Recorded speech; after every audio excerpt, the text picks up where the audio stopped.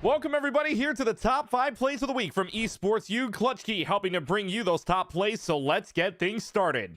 In Valorant, it's the Loyola Maryland Greyhounds taking on the Army West Point Black Knights, taken to map number 1 on Icebox, and the Greyhounds winning the pistol round, so it's looking good for them to go up 10-4, but with the Marshal, it's MIB Police from the Black Knights on the case. At the same time, but that opportunity won't be afforded. D-Sung, though, could turn this into a rifle, potentially more. MIB Police from the Raptors doing work with the Marshal and might even present a greater threat. Jumping down with the classic, turn into a right-click hero. A Marshal in hand, and MIB Police secures a 4K. Force round be damned. A heroic play from MIB Police, but it would be the Black Knights taking Icebox and winning the series 2-0. Let's go to Rocket League with the St. Lawrence Saints and the Bengals of Buffalo State. Down by 1 in game number 3, and the Bengals are looking for that equalizer in the final minute of the game. Luckily, Jesco decides that, yeah, overtime is probably a good thing going into the last minute. It's hard in order to even think about getting an insurance goal here. Oh boy, it does feel like SLU as well, just trying to play survival mode. No, maybe they're thriving instead. A good bouncer from Elmo Fingers does get past one defender. Turks moving this across the width of the field. The pinch, finding the midfield here. Good catch from Jesco, putting a shot on target as well. Jesco! Overtime, it would go in game number 3, and actually the Saints would win overtime, but as for the series, it would be all Buffalo State taking the dub 4-1. Overwatch 2 action with the Great Danes of Albany and the Spartans of UNC Greensboro. Third map on Havana, and the Great Danes want to cap first point in just under a minute. But Magix has a trick up their sleeve, and in fact, they might have more than one. Out of here, they want to get that kill, and they're doing it. Jesse, they are doing it. Now Magix is back on the field.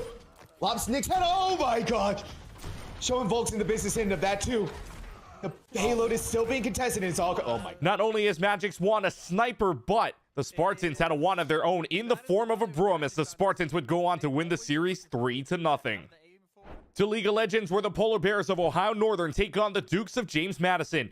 12th minute in game number 2, and the Polar Bears want their second dragon. On the Kean, though, Shomi is about to show us what robbery on the Rift looks like. Great rotation onto this. They got the first dragon. They are likely to pick up the second here, and the Shomi can somehow make this work.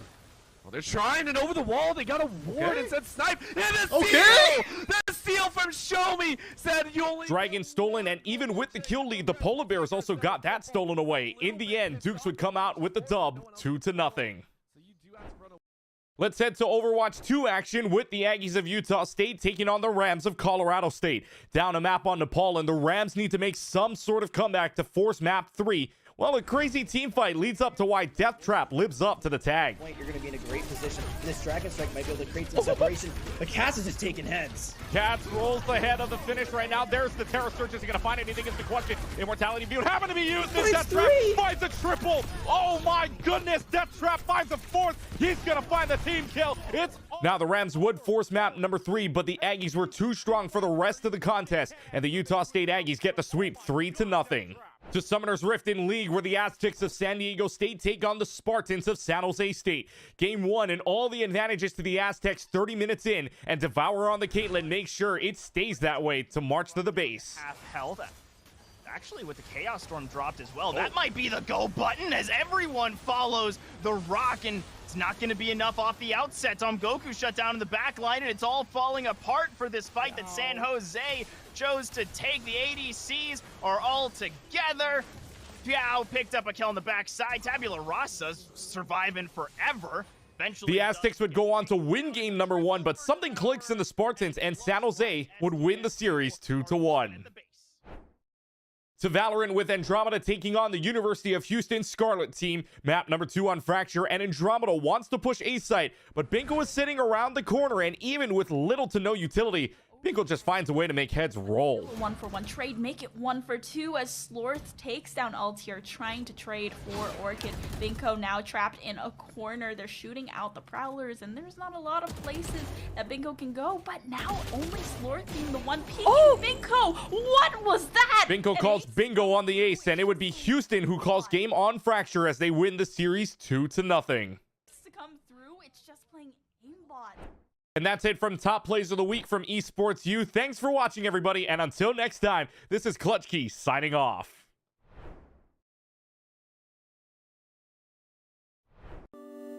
can't say that. I'll get in trouble. There's one for each game, so teams this weekend, somebody's going to have to explain to TSA why they're coming home with an extra trophy. Fine. We're fine. This is going to be great. Why is everybody staring at me? I'm not even doing anything yet. Is it because I'm in a suit? It looks nice. It's new. I'm stressing. It's all right. We win these. We absolutely win these. I've never seen us lose these. I love him. I don't remember his name. What is going on, everybody? And oh, are we ready? I'll start over. Okay. What's going on, everybody? We are here at the Collegiate Esports Commissioners Cup 2022 in Atlanta, Georgia. The players are just now entering the arena for day one. A lot of them had the opportunity to be here yesterday to get jerseys, to get familiar with the area, and to get to know one another. But today, the friendly gloves have to come off, and they are all here. Earlier, I was talking to these guys. This mannequin, when they didn't have anything else set up, I could see it from all the way down there, and I thought it was a person. And I stood there for like 5 minutes, and I was like, why is he standing like that? And I thought it was like a smooth criminal. I thought somebody was giving us like a Michael Jackson impression, and then it was a mannequin. I was really embarrassed to admit that. Oh my God, that's a lot of people. Hold on, let's go over this window. Let's go over this window. It just keeps going. There's so many people outside. There are so many people outside. We're gonna interview people when they come in. I don't really want to go outside. It looks like it's gonna rain, and this suit is new. So, oh, there's Doc Haskell. Hi, Doc. How are you? He brings a full notebook with him and like writes notes down. It was pretty insane. He had it yesterday. He's gonna be coming through this metal detector right here. I don't know his name though, but I recognize his hair. Jen. You're Jen. All right, we're gonna interview Jen, who's supporting Kennesaw. I'm gonna ask you like a couple of very simple questions. Okay. Are we ready? All right, great. College. I really like Georgia College's color scheme. It's just red, white, and blue, I think, but in a really clever way. Mineral area wearing hoodies, even though it is 75 degrees outside here in Atlanta, Georgia. Absolute legends. If only Nick could hear you. Nick, come back. If he's over 100 feet away, he can't. You were whispering something, and he started smiling. I'm like, are you whispering? Oh yeah, because he's got his headphone in if we're close enough. But Bless you. Gesundheit. Gesundheit again. You're welcome. I'm gonna go find him. Oh, there he is. Oh my. Oh, okay. Real stuff is starting. Real stuff. Competitive integrity needs to be upheld. We gotta get out of here. Yeah, I don't want to get in trouble. I get really embarrassed when I get yelled at. 30 is Okay. Wow, it's not 10:30 yet. It's only barely 10. Woo! All right, it's gonna be a long. Hey, what's up? Surprise interview. Join me over here. We have a cool backdrop.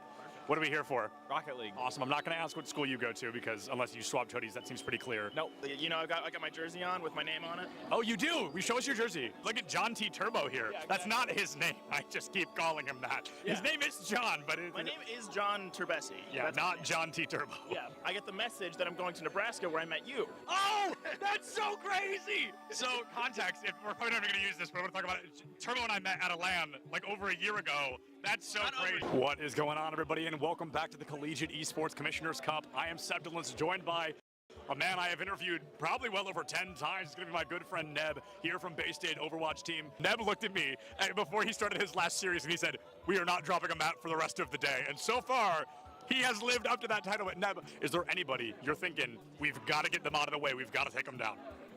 No. No? Just looking at it, each fight's its own, every game? Going into it, just taking it as it comes?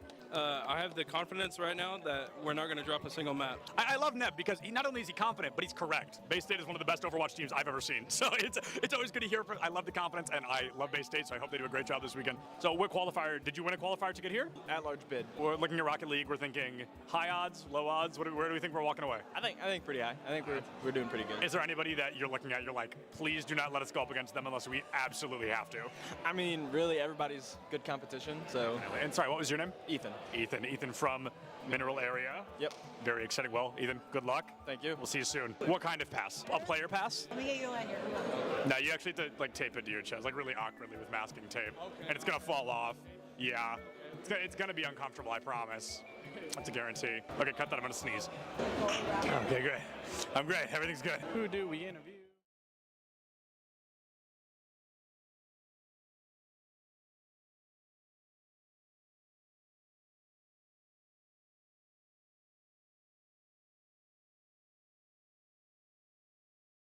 We're at the Collegiate Esports Commissioners Cup. Let's make some noise. Oh, and it's gonna jumped into it. Corner judges go for 1, 2, yeah, he needs more.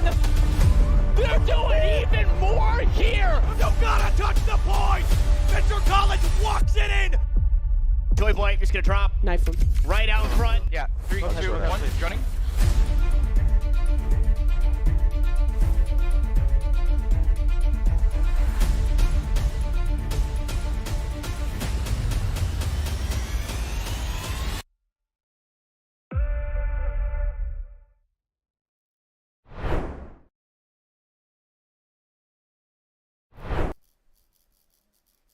Hello and welcome, Rocket League fans. We are here, and we are live. Little Rocket League action coming at you. Collegiate style on the day, which is the norm here for the ECAC. I'm FBI Tugboat. I'm here with Tiny. Tiny, how we doing?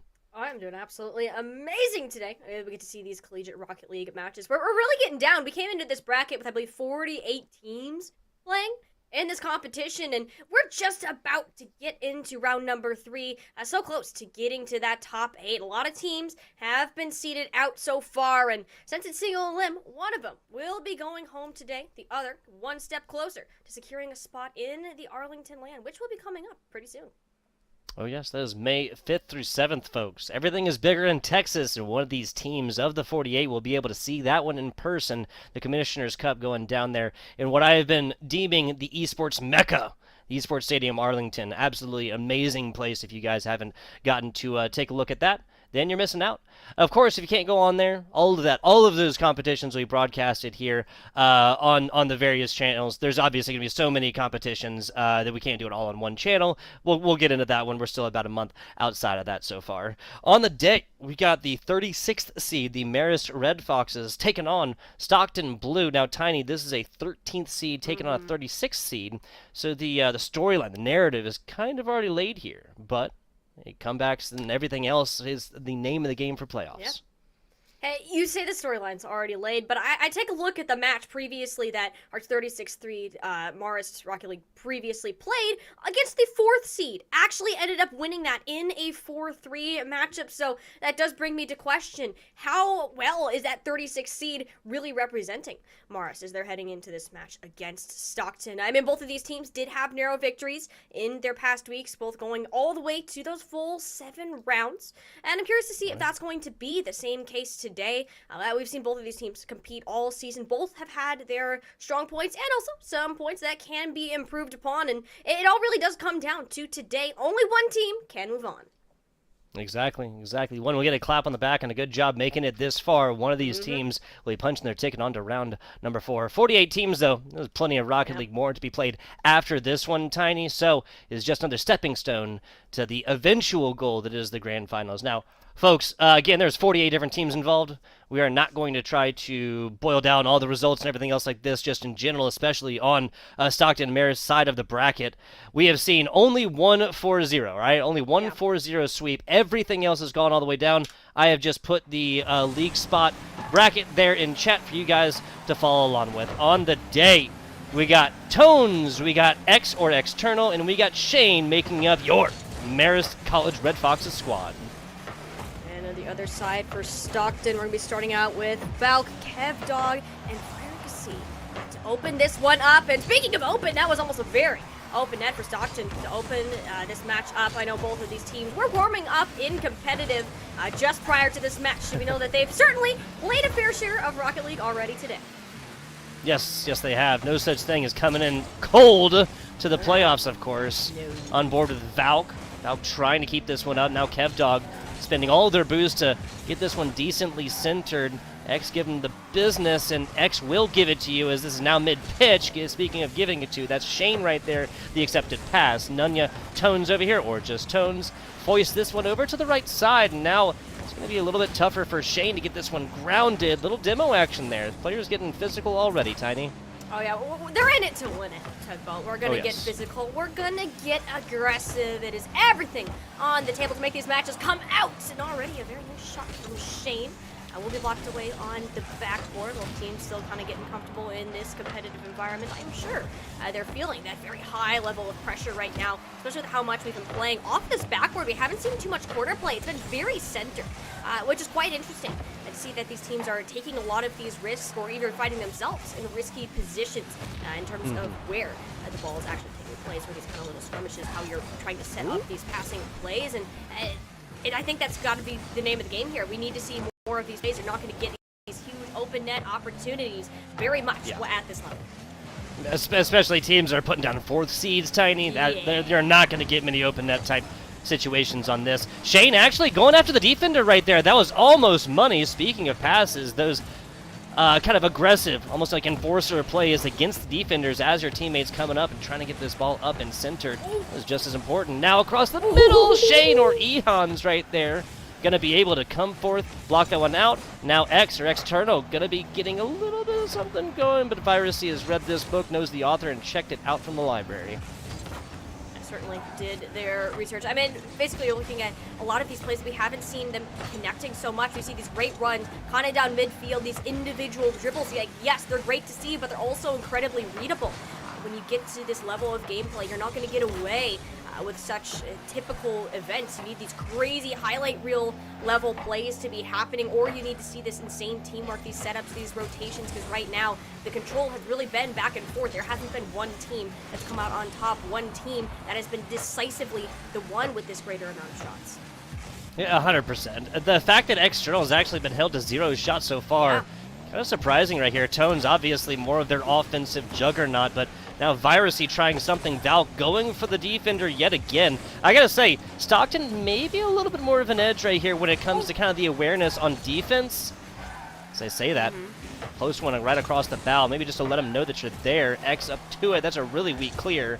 That's much better there for Tones.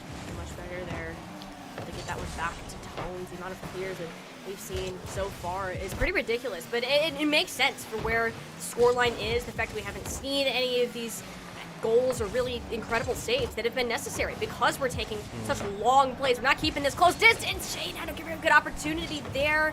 Tones almost on the follow-up. I mean, I think that MC and Marist has done a great job of trying to control this one, but because these clears are so large, the control of the ball, whoever is the one with that possession flips over so quickly, teams don't have the opportunity to really adjust and make these plays accordingly. Yeah, and when this is such high-paced, fast Rocket League, it's going to be hard to get together as that cohesive 3 unit, but the Stockton squad is just simply doing a little bit better of a job on that one than the Red Foxes. This pack has simply got to hunt together, Tiny.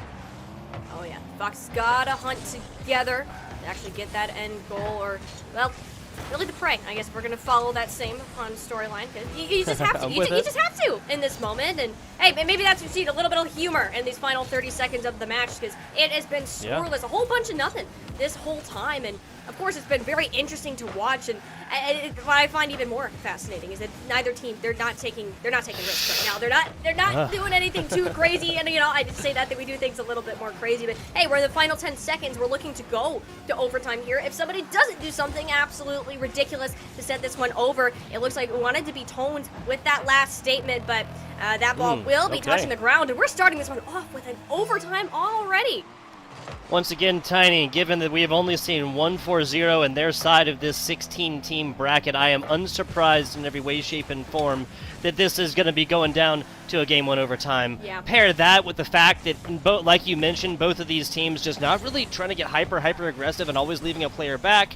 And also, I mean, 0-1 games are literally my favorite Rocket League game. It's not necessarily an overtime, because that can sometimes show that both teams are just way too timid to try and go forth and make offensive opportunities for themselves or their teammates. But 0-1 regular time, chef's kiss. This is the best way to play Rocket League. It's clean, it's concise, you're doing exactly what you need to do. Realistically, all you need is 1 point here to push yourself over the edge, and especially in overtime, that's just going to go ahead and end it. X has a great opportunity to do so. Will be bouncing off of Valk and wants to get that clear as quick as possible. Actually, a nice pass setup over to Shane on the other side. That one isn't going to connect either. We really got to start seeing a little bit more of this commit, this timid play. Isn't going to get anybody too far. And finally, that window of opportunity will be found by Tones nonetheless. And Marist will be taking round number 1. Yeah, not surprised right here.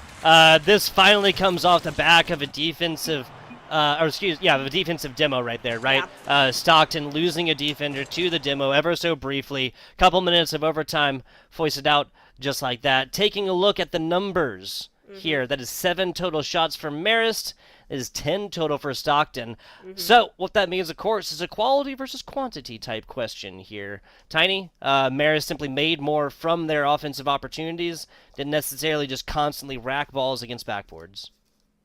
Yeah, you know what? If you're on target, if you're going to be very articulate and careful about how you're playing, you better hope you can be precise with where you're putting your shots. And overall, the statistics are very well rounded. There's nothing particularly that's going to stand out to you. I mean, across the board, you have Virusy over here with 5 shots, the most on their team by a decent margin. Well over half of them, you're trying to set Virusy up, or rather, they're setting themselves up. They've been going for a lot of these individual plays that haven't been working out because the defense has been very strong on the side of Marist. So you can take all of these shots that you want, but it needs to be actual quality over quantity. Yes, again, quality over quantity, and I think that this is the game that spun up yet again. Then Marist College is the Red Foxes here on the left side going to be able to go forth and take a game number 2. Now, this is a best of 7. I believe we said that, but best of 7 here, so a game 1, really not that big a deal. I would say the biggest factor here in game 1, Tiny, is the fact that Stockton got shut out. Yeah. It could have been a 2-1 game and still the same score difference, right? Still a relatively lower scoring game, but the fact that Stockton put up a donut, put up a 0 right there in that scoring column, got to come forth here, because now Stockton's looking at, what is this? It'll be like 7 minutes and change, counting the overtime, with no goals actually made in. And that's just going to keep going longer and longer, and until we see that same cohesion that's been displayed by Marist throughout this time. They're going to stay in the lead. They're going to keep doing what they want to do. I mean, they're playing so incredibly defensively when they need to. They're keeping it relatively toned back on the offense, which is fine. If you can strike at the right moment, great. You go ahead, pull that out. But when you're going for these plays, you need to understand what is exactly is your win condition. We saw that demolition on that last defender ended the very first game here. And we're getting into that territory again where we wanted to see our first regulation goal. Stockton, they really want it right now. We can tell they want it. They're getting a little bit more in there, but they have to be very careful about the risk they're taking at the same time. Yeah, speaking of, this is Marist on the backboard. There you go, Stockton. The drought is over. 1 minute, 6 seconds into this game number 2. And what's surprising to me is that X literally stayed back that entire time. Tones was actually way closer to the ball and to the offender and kind of like the playmaking position there across the center of this pitch. But it's X that just is kind of left like twisting and turning, burning boost in the middle for no value whatsoever. They kept a player back that entire offensive push in the entire first minute of this game for 0 value. And that matters most. If you are going to commit somebody to the back, they need to be doing their job. It's as simple as that. Granted, you're down a defender when all of that is happening because of that demolition, which has been the only reason we've seen these shots actually come through throughout all of this, has been because of these demolitions. And when you have teams that are working like clockwork, they're making these constant rotations, then yes, these demolitions, that's how you're going to throw them off. Quite literally destroy a piece of that machine.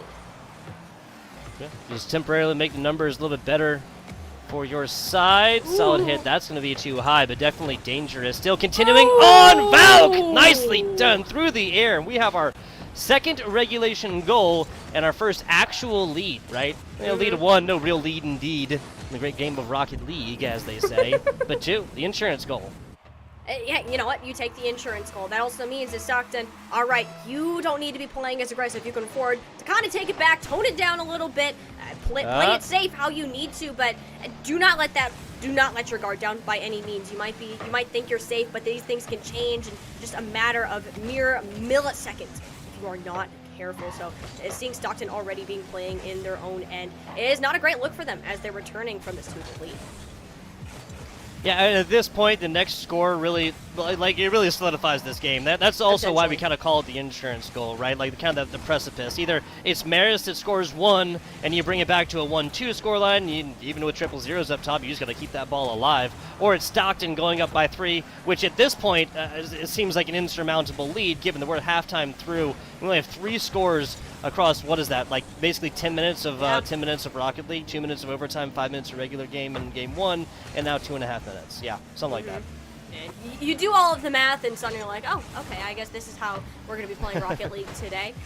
Very, very slow paced. You're not seeing this high action type of play style, which you don't need to if both of these teams are, I gotta say, they're pretty evenly matched. Even if somebody was to take a risk, I feel pretty confident in saying that the other will be able to capitalize on that, which is a good chunk of the reason why they're deciding to play the style that they are, where they're positioning their players, how they're forming those rotations, because they respect their opponents, they respect their ability to really come back from being down.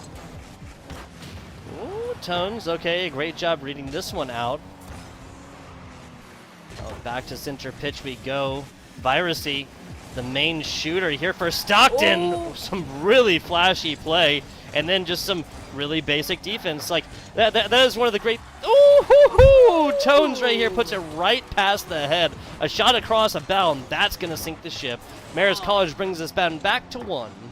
Look at that. That is Tones being in the right place, or rather Kev being in the wrong one. Was there, had the play in mind, but just mere centimeters away from stopping that ball. Hey, that's why we call the insurance goal, right? We're down to the final 80 seconds here in the rounds. You're still up by 1. Not much of a lead, one that can easily be broken. We know that these final chunks of time tend to bring out either the best or the worst in players. We suddenly start seeing all of these crazy things happen, whether it's some sort of psychological warfare or a plan in general. That's just how these final games go. You cannot let yourself slip away from that in this desperate time. Always got to keep the nose to that grindstone and that objective in mind. 50 seconds or so right now. Marist has eventually got to pour it all into offense. A loss of one, loss of 2, loss of 5, doesn't matter. A loss is a loss, especially given that you took game number 1. Don't want to give up this lead in the series.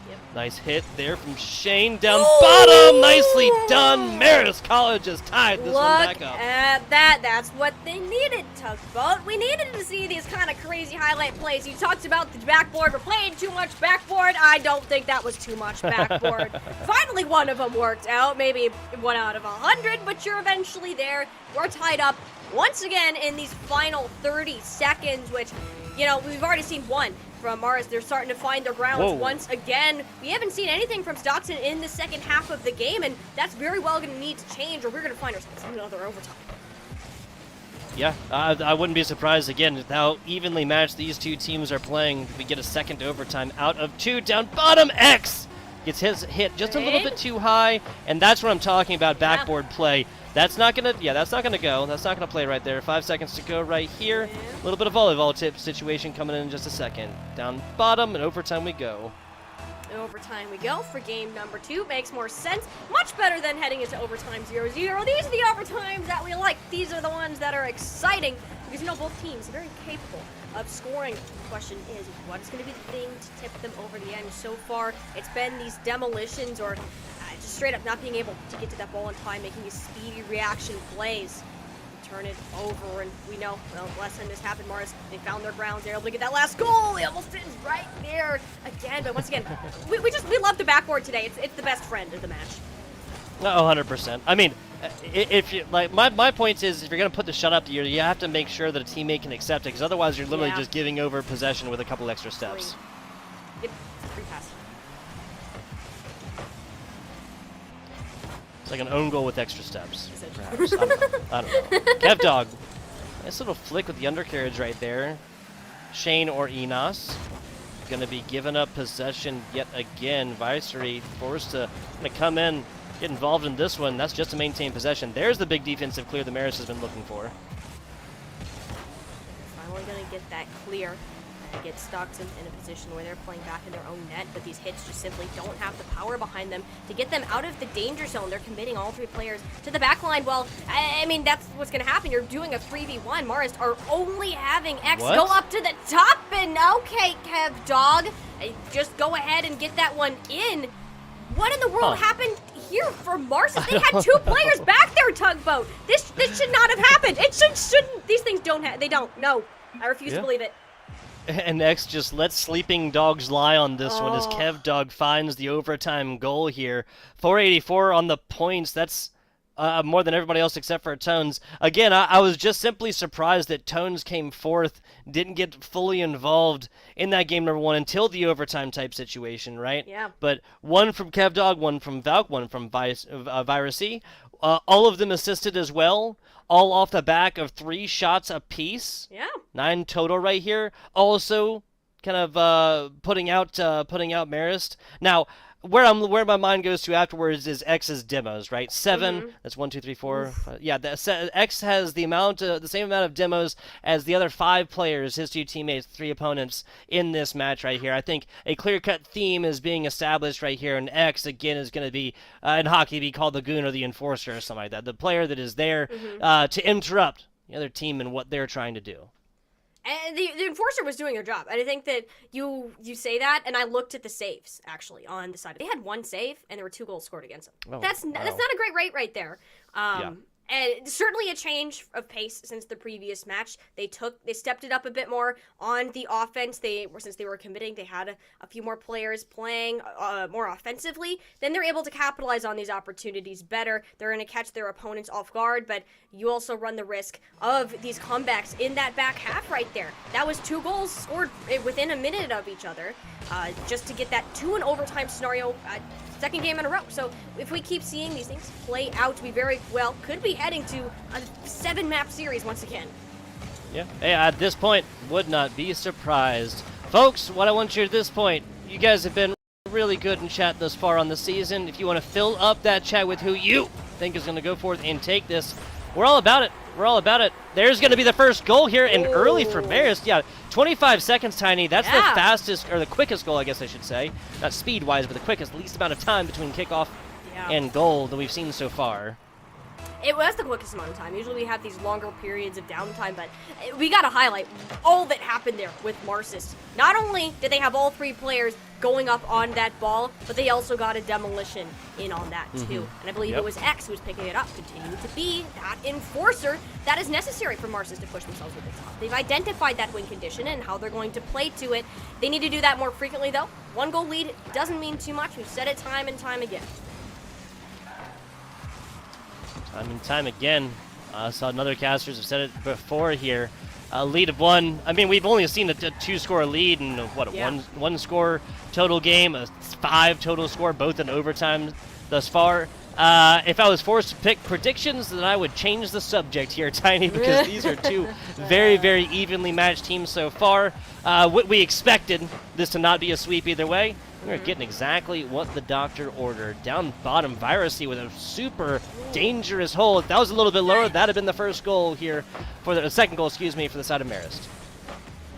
They were looking for it, and honestly, they almost had it. They're doing much better with interrupting defenders when they're going in on their aggressive pushes. We need to continue to see that. They're giving themselves more close calls, making Stockton really sweat what they're doing and how they're playing carefully. Yeah, it almost turned out very poorly for them. They have to keep both tones and this goal. God. Oh, the slow motion! Oh, the trickery, the fake outs. Oh, that's just it right there. Team KevDog get that one in. Look how slow this was played out. Wow, yeah. KevDog didn't actually need to ram this one in. It makes sense to have done it up close and personal because any of these players might have whipped around at any given time. But yeah, better to be safe on that one. Once again, second goal here in game number 3 comes off the back of physical play. Not necessarily to get a demo on that one, right? If you can get that bump, which is what they did, and they forced the other defender to flip away. To kind of getting scared that they were going to be the one who took the hit on that one. Yeah, we talked about this in the very beginning. We need to see double demo. This aim continue to come out, and they had the opportunity there with that double demo. You're not going to get it, so we're just going to go for these large clears down at the other side.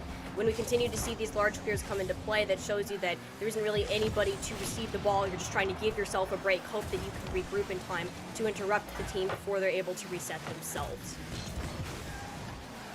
Yeah, and resetting always comes off the back of this ball simply going to mid-pitch. That's where this ball... Oh my god, KevDog does it again. That was a great shot from KevDog, but also Marist, look at this first shot that was put on. You had all 3 players on Marist go to try to block that shot. So when KevDog comes in, you suddenly have 3 players that are extremely out of position. Nobody is there back in the net, so that for the first time, we are going to see that lead swap back over to Stockton. Yeah, so that's going to be, that's going to be, like, a really kind of surprising performance on the defense, right? We've seen a couple Stockton double-ups on offense and on defense or whatnot, but like you said, all 3 members right here, gotta wonder where the comms were for that one. It's important, folks. Yeah. It's like communication. Oh, yeah. Gotta talk to people. We can't read your mind. I mean, that'd be kind of cool if you could. Make casting a lot easier. I'll say It certainly would. You know, we would just have to sit here. We wouldn't have to move our mouths, worry about ruining our voices. Oh, that would be lovely. But no, not the case. You get to hear our lovely voices for the duration of this match, which has been a pretty competitive one so far. Hitting those final 90 seconds again. This is where, Marist has really started to come alive. And you know that whether that was off of Marist being in good position or Stockholm being far away from where they should have been, I don't think there's going to be any complaints from the Red Foxes. Yeah, but KevDog and Valk are sitting down bottom and just literally to get nothing more than a front row seat for free to this tying factor. 90 seconds left on this one. We are back to a true neutral situation. Do we go to overtime for a third time here, Tiny? I think it's only Oh my we have God, to go to Valk says overtime, no. but no. Yeah, I think Valk's done with overtimes. We heard even before this too that when we were waiting to start a little bit because one of these comp matches ended up going to overtime that lasted about 5 minutes long. We're just destined for overtime today. That's how these things work. So Valk wanting to be done with it, I do not blame him whatsoever. Oh, you know what it is? These players know that if they go to extra games, they don't do interviews. They got the jitters. They got the jitters. They're nervous. They're nervous. They don't want to give the interviews. That makes sense. That makes sense. There's going to be swapping games all the way down to like that game 6 or so, and then then the competition really going to come out. Nice block at the end, but again, I'm just kind of surprised that Marist's defense seems to be so like unanchored, right? Like just now, that player came from the exact opposite corner. There should be at least another player there near them, especially if it's a transition into defense type situation. It's just simply not there. X has basically pitched a tent in front of their net right here, and sometimes just not there. Yeah, the tents don't last very long. You give them a slight breeze, sometimes they'll just fall over. We need more of a brick wall kind of being put up, especially in these last couple seconds of the match. And we're kind of yet to see that. Marist, they're falling apart in a way from what we've seen in the first round. Honestly, you pull that more, was that goal that they scored really the reasoning for them winning the game, or the fact that they were able to hold that defense together for long enough? Because right now they're starting to struggle, and Valk will make sure of that with a beautiful double tap to put this one to basically an end. Yeah, Red Fox is getting closer to an extinct. This is going to be the situation where they basically have to come for it. They basically have to win kickoff or take it away like 2-3 seconds afterwards to score with at least 1 second left to get a kickoff and then get to triple zeros. That is not what the doctor ordered. I'm going to say that is probably game unless we see a huge clear into goal. That's not going to happen. Stockton has done it in game number 3. The first time we did not see an overtime victory. Might be 5-2, might be 3-4. There you go. Stockton takes Game 3 with the first actual lead I feel like we've seen so far, Tiny. By far the most decisive game. There's no real argument to really be said. That this is just how it's been. It's been the most goals that have been scored. We've had a 2-0 come through, and then, I mean, you can take a look at these stats, see how they've gone, and there's even been a shift. And look at the shots. Specifically, we have 12 on the side of Marist. Meanwhile, 7 for Stockton. The first time that they're going to be out of balance, but here they are with 4 and 2. That efficiency simply has gone up, and I also think that's got to do largely in part with their improvement on the defense. Yeah, I mean, the assists coming through for 2 of these as well. Plenty of saves. 7 total saves for Stockton. Marist only with 3 right here. That what this tells me is that even if Stockton didn't put up more shots attempted and whatnot, the simple fact that they rang true on 4 out of 7, better than a 50% efficiency ratio on that, Tiny, that is exactly what Stockton is going to be able to use to come forth in these next games. And if they're allowed to do this again, we're going to get the same result. Yeah, Stockton took a little bit to get comfortable here, but I think they've kind of found their ground. They found that balance of where they need to be standing between that line of aggression versus passive play. Once you start to play these matches, they start to get long, and you need to be able to keep focused. But when they are longer, you have time to understand, how is my opponent playing? How do I need to adjust to match that? And Stockton, they seem to have figured that out, and now it's on Marist to figure out the same. Whoever figures it out first, I guarantee, is going to take a game. Whether or not it takes Marist a couple minutes or not, it's really going to be the deciding factor. Because Stockton takes this, we will be staring at a Red Foxes squad.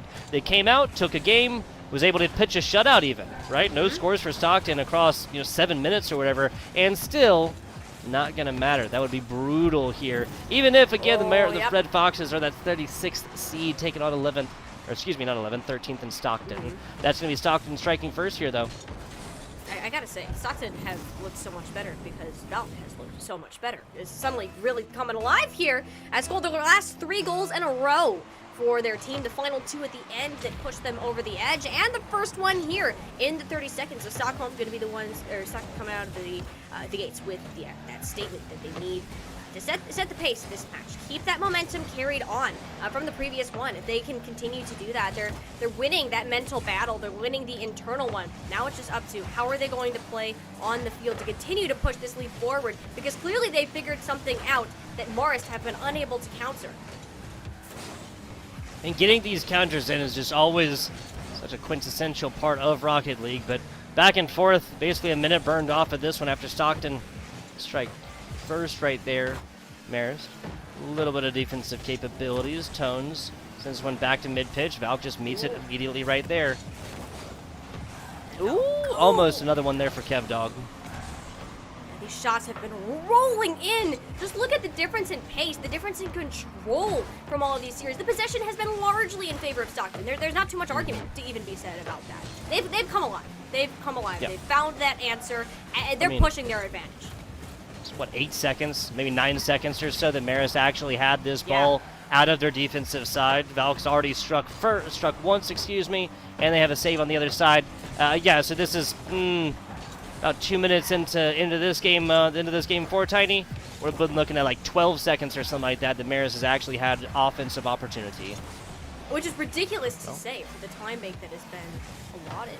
They're starting to look a little bit better. I mean, hey, we get to see some orange on the field for once, but that's instantly cleared out by Valk, so Tones has to rush back to do the same for their team. But you've got Kev Dog in the center of these plays. They're starting to come to light. Look at these passes coming through. The speed isn't there, however, to actually make any sort of difference. It doesn't even matter, though. The lead is still in control as we hit that latter half where Marist have been able to come alive. This needs to be the turning point, and it's got to come soon because Kev Dog has just gotten that insurance goal. Yeah, so that's going to be the second right there. Dial up Progressive. Get up Jake over there at State Farm, right? Little Geico Gecko, whatever. You write up the policy, except premium folks, because Stockton University has just purchased themselves a new lease on life. Now they have to sponsor this stream, just because of that. That was awesome. Yeah, all 3 of them, too. They do, Progressive, I know. State Farm, and Geico, right? And make sure ECAC directors maybe look into that one now, just to make Tugboat's stream come true here. We're looking forward into this match seriously though. Okay, Kev Dog almost with the third. This is dangerous territory. Marist are playing in. They're playing with fire. They're playing on the quick set. Whatever you want to call it, whatever dangerous tutorial thing that there could be, that's where we are. And for that reasoning, Marist, they're falling apart right now. They're losing.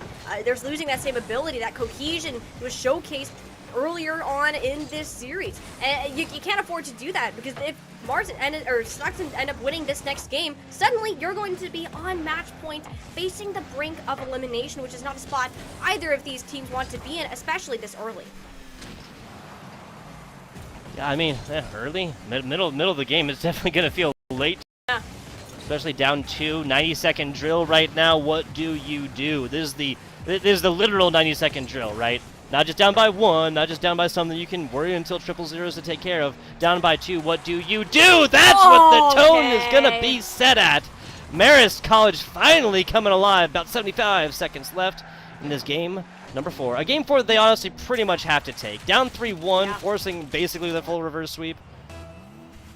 You got to take this one. I mean, the tone was just set. And actually, that was a pun that was possibly very intended. Either way, Marist, they're back on the board. This is suddenly a winnable situation for them, and it's got to happen now. This has been the time where this thing's starting to happen. They're boiling in the pot, and it's starting to boil over. Stockton, they don't have that same control. They can't control that burner. They're the ones that are stuck on the back foot, trying to deal with this sudden change of pace. And Marist are just throwing at them at full force, because we're finally playing in at that other end, and you got to be careful of what risks you're taking. 45 seconds still remaining, and finally that clear is going to come through for Shane, and there's not a lot of players to be able to get back to Stockton. Yeah, I mean, speaking of, though, Stockton could, I mean, they don't get into the keep away situation, right? There's only 30 seconds left, and this is still anybody's game 100%. If Stockton was still up 2-0, they basically just see like big clearing balls from Stockton to just waste this timeout. As it is, Marist College still has it. That's just a little bit too high. X almost. X almost gave it to you. We wanted it, Tugboat. We wanted the We overtime, did. but no, it just flew right over their heads. And with us being in Marist's end, I don't see this one going anywhere in time soon until X walks it in. Oh Look my at that Tugboat! Oh my gosh! That could not have gotten any closer. Wow. Gotta be eclipsed 100% there, people. That is Wow. absolutely brutal. That was Wow. that was the difference of what, like a couple quarters of a second, you know? Well, Stockton, they really played that down to the very, very last second. Whew. This could take me a while to come down from that one. 'Cause Yeah, that was something. That was something else. Stockton takes this one largely off the back of just continued offensive pressure. 8 total shots right here. They actually get the same amount of demos and the same number distribution as well. Virusy, though, gotta say, Virusy has just simply gotta come forth, get a little bit more done right here. Even if you're playing defensive positioning, which I think they only got 1 save or so, 109 shots over a 5-minute Rocket League, especially a 5-minute Rocket League game that had multiple scores in it. It wasn't just another 1-0 like we saw from game number 1. That's the only thing about Stockton right now that really draws my attention to it in a bad light right now. This is Marist now. You got nothing. You got nothing left to play for. You got to win this game right now to try and turn this series around. Something isn't working, Marist. Something's not working here. Yeah. Whether it is the sudden confidence that is coming out from your opponents that you aren't able to counteract, or the fact you don't have that on your own. I mean, this is just Stockton. They're confident. All right. That's kind of all I can say about this. KevDog got out there early, wasn't enough time to set up. We're going to get one of these traditional kick-off goals, which is absolutely not what the Red Foxes needed. Looking at where they're sitting right now, they're on the brink of going down with only one map, which would be quite a shame after the insane match victory they took last week. And Stockton coming into this at the 38th seed, we've been pointing out this earlier, that number is not looking like anything at this point. Yeah, so mid-pitch right now as Tones tries to pick this one on up. X gives us a solid hit. This is going to land mid-pitch or so. I believe that's now a takeaway over on the other side. Just back and forth we go. We got we got a little ping-pong match going on here, Tiny. We've seen volleyball, we've seen ping pong, we've seen soccer, and another rule number 1 going on off in the corner, I believe, is what we just passed by. So we get to see a bit of a change-up. How are these guys going to play with 2 players? Oh, no, we gave up the rule number 1. I'm so sad. No more rule number 1, but we will be returning to full strength, and that's very respectable to do at this point. Forget rule number 1 when you're on the brink of going home. And this has got to feel so much closer for the side of Marist than for Stockton. Yes, that's the tying factor right there. Yes, that's what the Red Foxes have. But again, it's one of those things. you both for us, we can acknowledge that this is a reverse sweep situation every way, shape, and form. This is basically a best-of-5 reverse sweep, right? 3 required in a row, can't even lose a single game. That tying factor does inspire hope. It inspires joy, and so you should keep it in your life. And have to, right? I mean, the door was wide open there for Marist. I mean, I don't even know where Stockton was at that point in time. It's like they want this one to go longer. I'm kind of convinced at this point. Maybe they just want to take this one the distance to challenge themselves, because that is the second time in a row that we've seen shots like this that haven't really been too much of an offensive thing, more of a lacking on the side of the defenders. Yeah. I can 100% agree with you right there. Like the offensive shots have not quite been, or have been a little bit better than the defensive. But when it's not the defensive, it's just a lot more obvious, I suppose. Yeah. I mean, hey, then scores come afterwards, I suppose. So they are actual markers for them. Tones across the middle. This is going to be X trying to pass this one to Shane. Actually, that was a decent little shot until Valk just kind of got in the middle of this and broke it on up. kind of the disruptor with the side of Stockton. And that player to be X on Marist, but I haven't really seen either of that too terribly much. When we've seen these demolitions come through, they've been very impactful as the outcome of the game, especially when we're taking a bit more to the skies. We're playing at this faster pace, when being down for those 2 seconds can seem like a millennia. When you don't have that player that you're relying so heavily on, there aren't a lot of people on the field. It's a big place that you have to be, a lot of spots to cover. It's not easy to cover all of them, especially when you only have 2. I need to see a bit more of this aggression from Marist. They want to get Marist. They want to get themselves that extra security point to put them up and even give them a chance of winning a game that is in the regulation time. It's going to be now. We know they come alive into the second half. We got to see that tiny shiny patent pented in second half buff, but that actually might be going in favor of Stockton. This is the pace we're heading. Yeah, speaking of, I mean, we've had a lot of like this similar kind of look. 2 minutes left right here, 2-2 in the scoreline.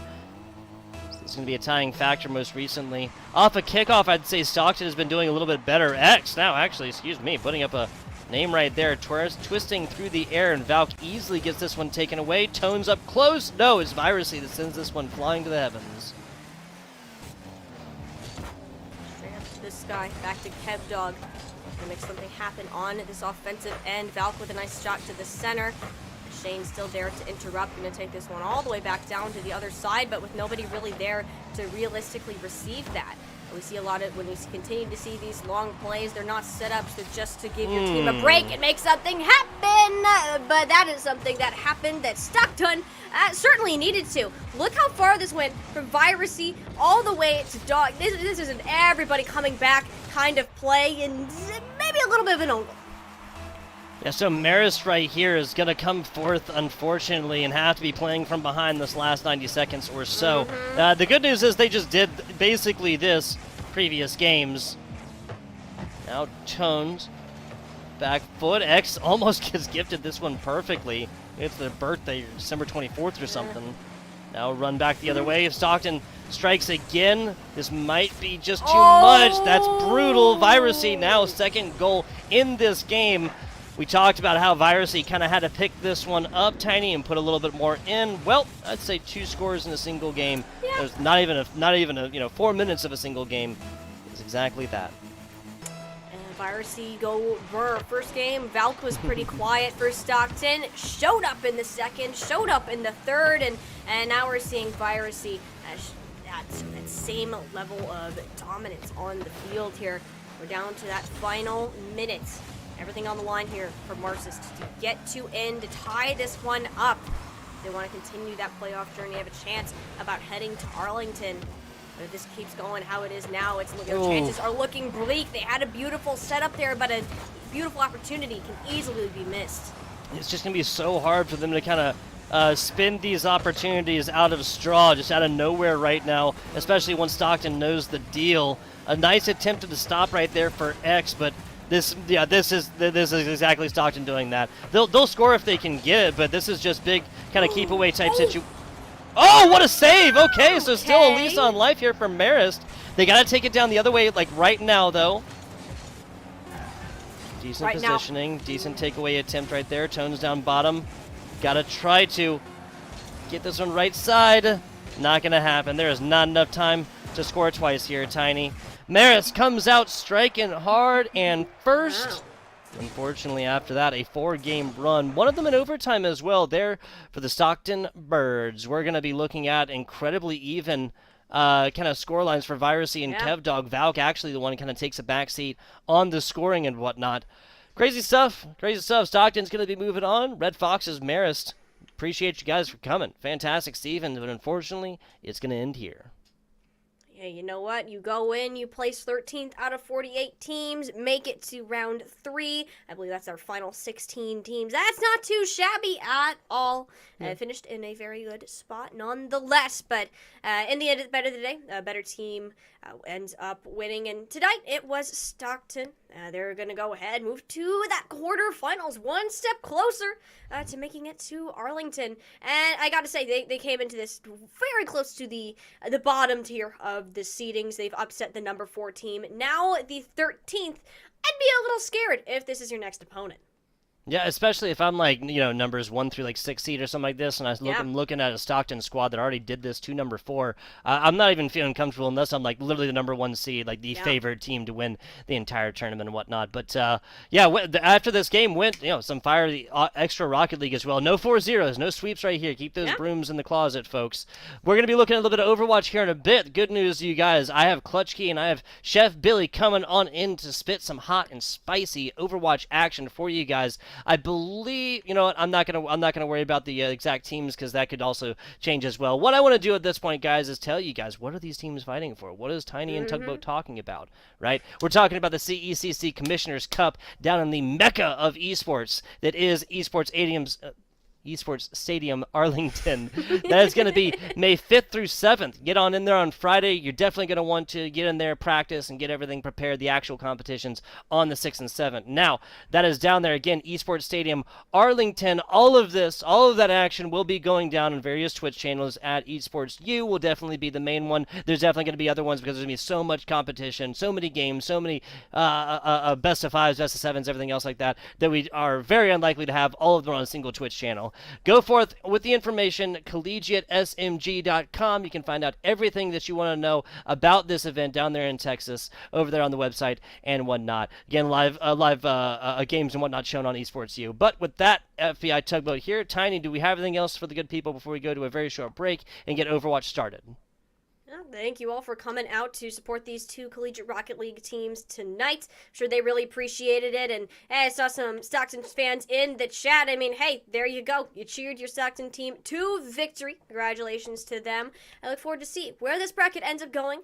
But for now, we're going to go ahead and head over to some Overwatch action. So stay tuned. We'll be back soon.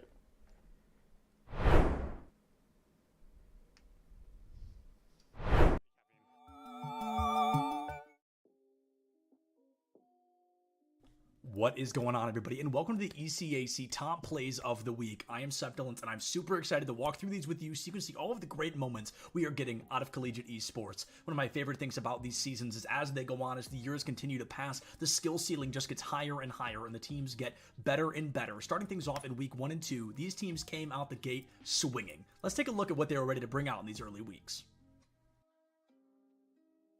Valorant is a game all about risk versus reward, and Sin from NYIT wanted to show us just how much he was willing to risk to get that great reward of a round win. Sort of forced to pop off, maybe get a little bit more sniper play, but these direct, tight angles make it tough. You have Axorus that actually gets a wallbang headshot onto Prime. Oh, that timing on the paranoia works so well. Yo, give it up for the Util, bro. Sin's gonna pick up 3 into the site. It's a lurk on its way from the chamber, but unless you're going to spam through this box, you're not getting anything done, and Panda won't even let him get that far. Super Smash Bros. Ultimate is a game that can be decided in milliseconds, and Waka, one of the best players from SUNY Canton A Squad, wanted to show us just what they can do with only a second and a single stock on the board. Sledge option going to be charging forward smash, going a little early. They're not quite getting what you want. Drop shield after first hit of Pin, getting hit by the kid. High percent. There is the stun into Claw. That clock has been charged for a lot longer. Oh my goodness, that's a forwarder into stage with the stage spike and then upping immediately after. What a sick. 1 point in Rocket League can never make a team feel comfortable, but Driftsy wanted to show us that not only was he going to pick the pace up, but he wasn't going to let his team down. Defensive test with flying colors, though they couldn't get out, and that is the important part at the moment. Clears a must for UA, and it's just not in the cards at the moment. Dripsy connects off the backboard. What a shot. I watched it unfold slowly. You stopped speaking at just the right moment.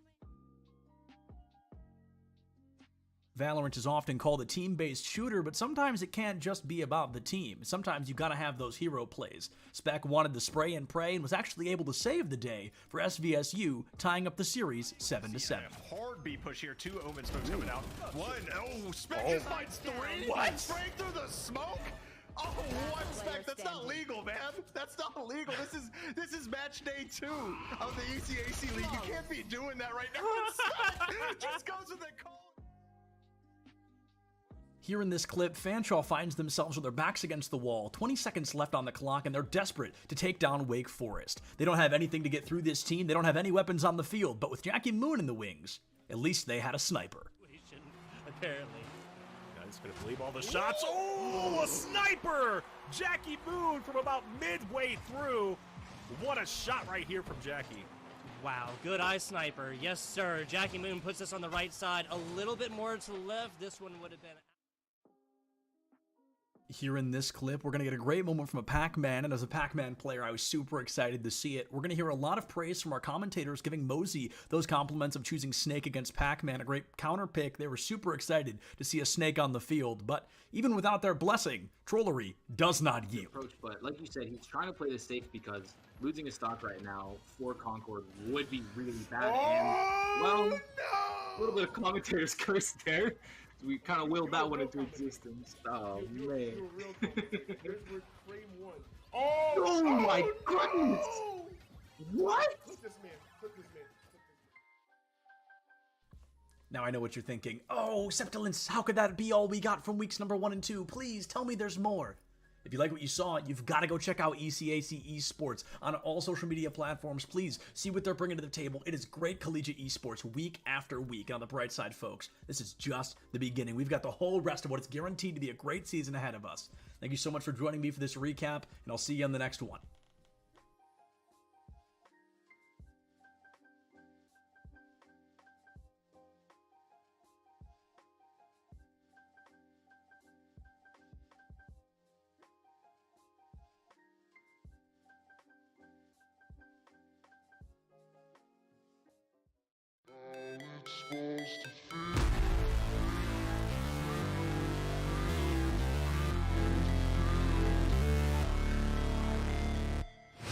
Never break, always fight, never quit, do it right, play the game, win it life, have no shame, there's no time, feel the pain, live the grind, I could change, in my mind, pick a lane, commit and climb, the only way to win it life, I never miss that fact, taking big is that we don't have these preconceived notions, and we're willing to listen to our membership and read the room, read college athletics and how it's connected and how it's not, and take what we have expertise in championships, but also throw out some of the other stuff. I remember when we first started, there were some conferences were applying their amateurism rules to all of their esports competitors, and I think we knew enough to know that no, that's not going to work in an esports culture. It's got to be very different. And by the way, the NCAA was going in a different direction. You could see that Train had already left the station on that, and so it's an incredibly dynamic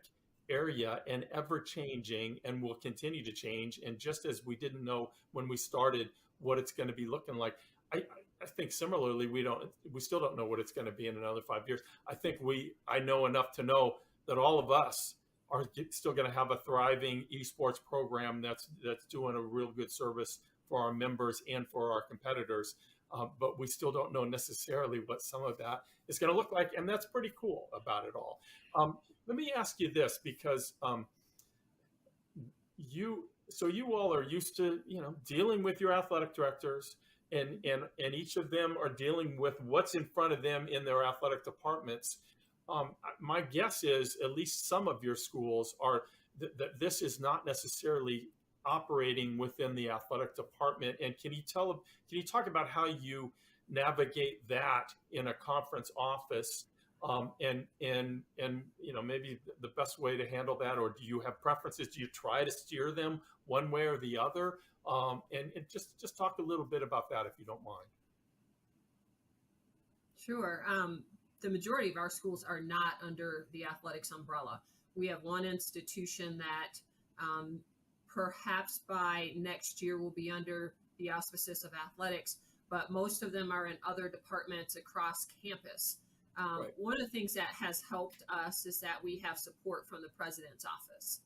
And so in order to participate in Mountain West events, you have to have an adult non-student administrator that oversees that, the eSport program. And that's where we get assistance with, eligibility checks and, please complete your roster, things like that. I don't know in the future, and it depends on, who's sitting in the athletics director's chairs, whether or not more esport teams will go under the umbrella of athletics. And I'm kind of indifferent in terms of whether it should, because I don't want esports to go down the road that some conventional sports have gone down with the NCAA. So we have a unique opportunity to kind of craft esports in a way that fits what esports is, as opposed to trying to fit it into a conventional athletics box, so to speak. Right. I think the success of our program and getting participation is exactly that. The fact that we're not tying it in really to athletics and NCAA eligibility. Like Carolyn, we probably have 3 or 4 schools that are under athletics. And I know it puts them in a difficult position sometimes trying to make some decisions. I got a request recently to consider allowing part-time students to participate during this year, because some schools struggle sometimes to fill out all the games that they want to play with us. And we held off on that for now. We defer to the institution and say, what's your policy for those that are under student development or activities? What's your policy for allowing students to participate? And if you certify that they're eligible under your current policies, then that's good for us. I also think, and I was part of some of the conversations early on with the NCAA years ago about the NCAA getting involved as a Division II representative, and I was crossing my fingers that wouldn't happen, just because I think this needs time to grow, and expand. Can I ask Bob a question, because you mentioned part-time enrollment, and one of the things that we've done here is that as a conference, we've just set eligibility standards, full-time enrollment, making progress towards your degree as the institution defines it. Are you guys doing something like that as well? Because we've gotten that part-time enrollment question and we've said no. Yeah, no, I don't think we've gotten that far down the line, Carolyn, to ask for that. I think we kind of put it on the institution, but we do say that the student has to be a full-time. Now, they could be a full-time grad student, but they have to be full-time as from what the institution Yeah.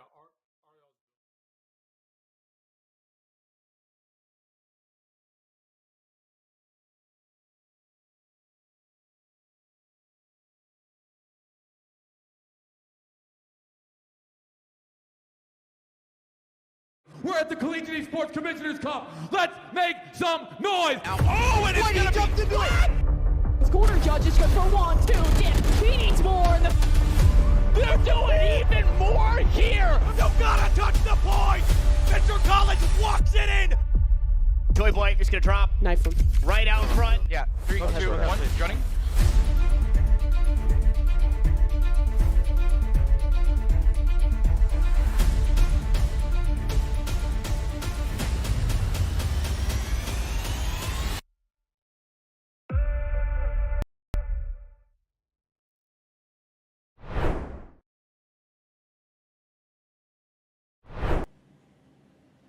Four teams remain here in the ECAC. Oh, wait, hold on a minute.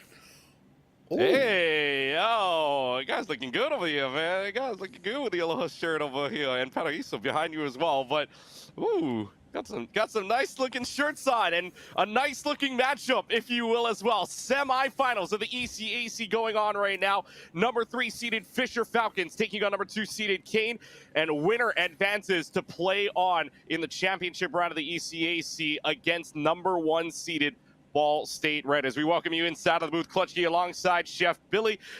One good-looking guy in red in the Aloha shirt, the other one just talking his head away for right now as we introduce the entire game for right now here in the ECAC Masters Plus division. But Fisher and Kean, and a pretty good matchup here in the top 4 semifinals, Billy. I mean, Kean is kind of a surprise being here. Just based upon what I've seen across competitions, and the fact that they're here in the semifinals shows that they are a team to be reckoned with. But I want to be very clear: Fisher has a pedigree, right? They've got a standout pedigree, having competed a little bit in the Overwatch Path the Pro system. We've seen a lot of their players interspersed in some of these contenders' rosters. So, really looking at Abs and Mikan. Those are my two focuses right now for me for this Fisher squad. We were talking before we came on. I'm on the Okra committee, the committee that ranks these collegiate teams, and I have them pretty high. I have got Fisher. I've got this team ranked number 4 in my personal rankings. When they all aggregated out between all the members that voted, they ended up coming out 5th. And then their junior team, we call the Navy team, which a lot of these Fisher players are parts of, came out number 16. So we're going to put it in the middle and call them number 11. And I mean, the other one is not ranked. So that is a little bit of a disparity between the two skill levels between these two teams. And on the back of Mikan and Abs, I think this is going to be a pretty straightforward series. However, it is championship season. Cinderella is always in the house. Yes. And we will see if that is actually going to come true today. I've got my own predictions. We'll get into that later as we get into this. But Keegan, I mean, we're looking at starting on Ilios here first today. And man, I mean, we were talking about the new season dropped yesterday. Yep. Lifeweaver is in gameplay right now. If you have not tried to play Lifeweaver, please rebind everything on your mouse and keyboard. It is so backwards. You have to rebind everything. There's a Reddit out there for it and everything. I don't know if Lifeweaver is available here for us, but what I do know is that metas are still pretty consistent with what we've been seeing along. The Reinhardt change did come through, just so everybody knows. So a little bit less armor, more to health, less to armor for the German Crusader. And, we will see how that goes, but we're going to go ahead and head into our game right now. We're going to start on Ilios, and we're going to start on Well.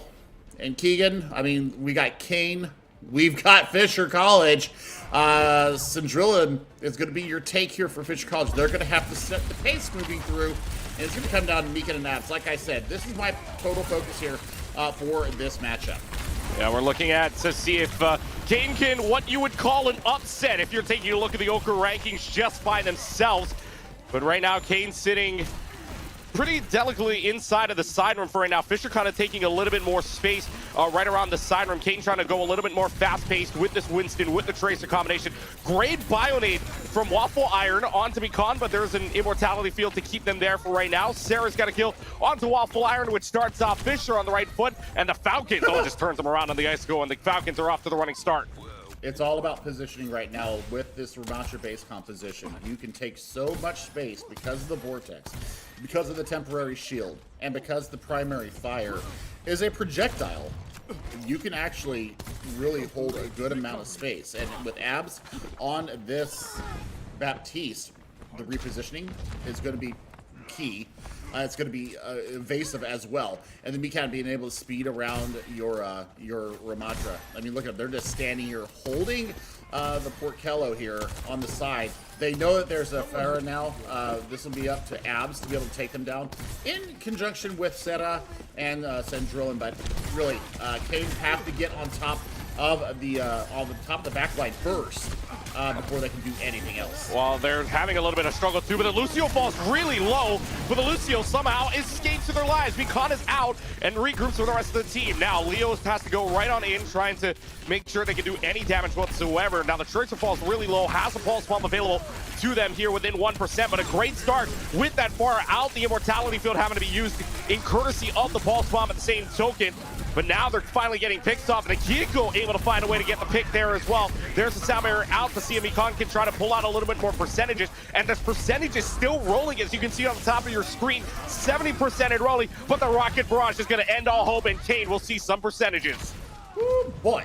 That was spicy coming through there for them. And I mean, you know, just in the end, being able to get on that back line, like I said, that's how you break down this Fisher College composition. Look at this. We've got complete DPS and tank swap-ups coming out here. You know, the nuisance factor of the Tracer is going to go to the back. Woo! Bye-bye, abs. Wow.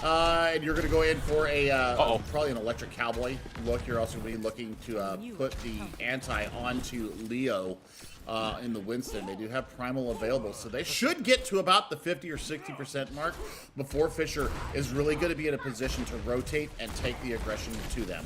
Let's see if they can push that to 50 right now. Well, again, you said a new team look here for Fisher at the very least, but now they're going to pull out the Kitsune Rush for Waffle Iron to see if they can maybe force out a few ultimates if Fisher had any.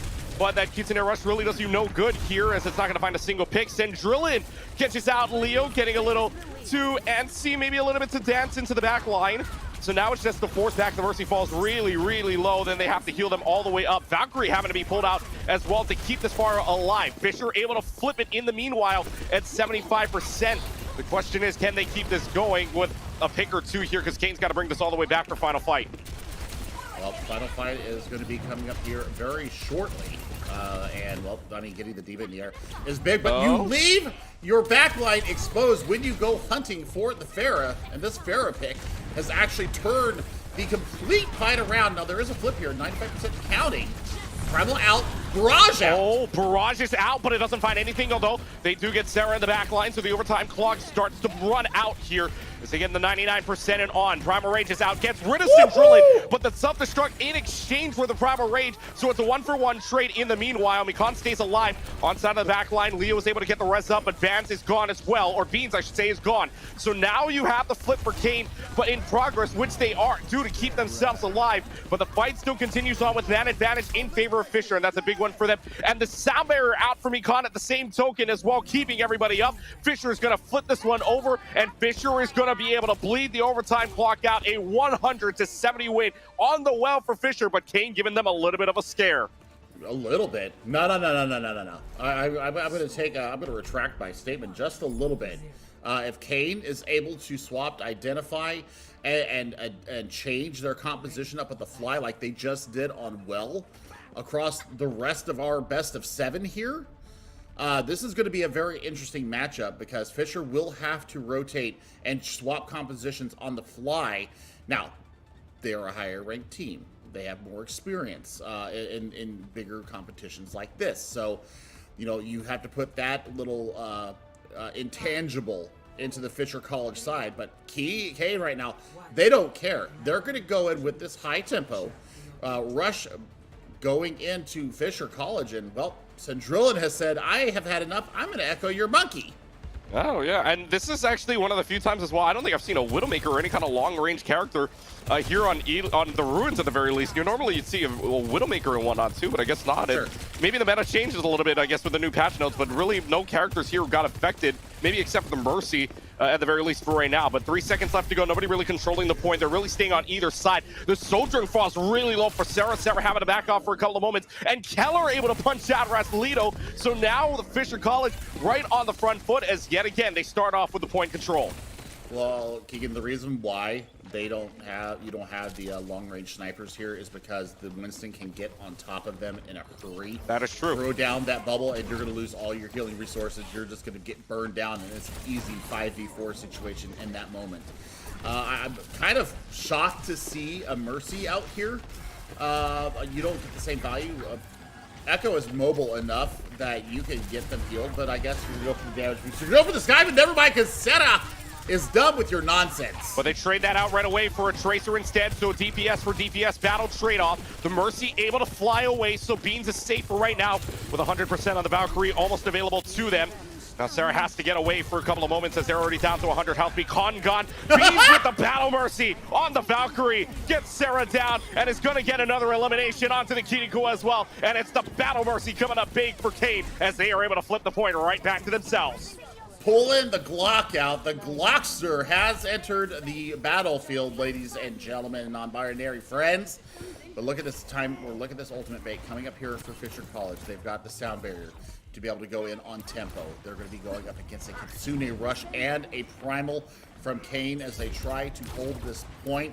Raslito, you need to find a little bit more. I say it. There it is. There's the extra amount of damage that you needed going in. Yeah, that's a little bit of an oomph, if you will, deals damage. So they've got something going here for at least Kean for right now. Keeps an rush used. At the same token, Centrilion's going to use the Primal Rage and gets rid of Waffle Iron off the stage. And in fact, just swings away at the GD code to get some value out of it. But now Primal Rage traded out for Leo at the same token. Abs is gone, but you trade that out for Bean at the same token for support. Still 38% enrolling. And now Fisher College actually on the man advantage here, looking to see if they want to push up. Kean is going to say they're back up for right now. They're happy with getting at least halfway, and Fisher is going to retake the point. Smart disengage there coming out of Kean.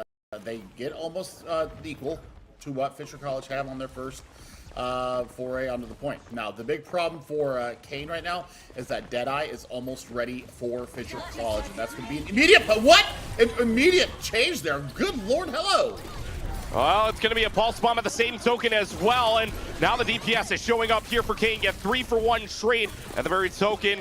Now right for Fisher, they just have to back off, and now it's going to be a 70, pretty much an 80% enrolling here. They're going to have the Tracer to stall, but it's not going to last much longer, and Kean back in a similar position they were last map. Deadeye still available. The Kitsune Rush was expended there, and they didn't get the value and hold the point, so Kean actually getting the better value trade into that fight. Now, Valkyrie is available, but you can't pop it knowing that Deadeye is on the line because you're just a sitting duck.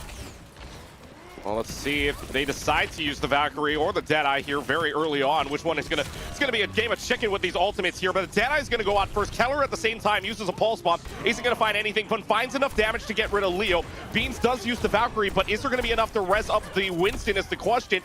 And that answer is no. Now, Magnetic Grenade got a nerf, but that doesn't mean it still does damage. Raslito is gone. Sarah finds another body as well. Sarah finds a third, and Fisher flips it right back with 85%.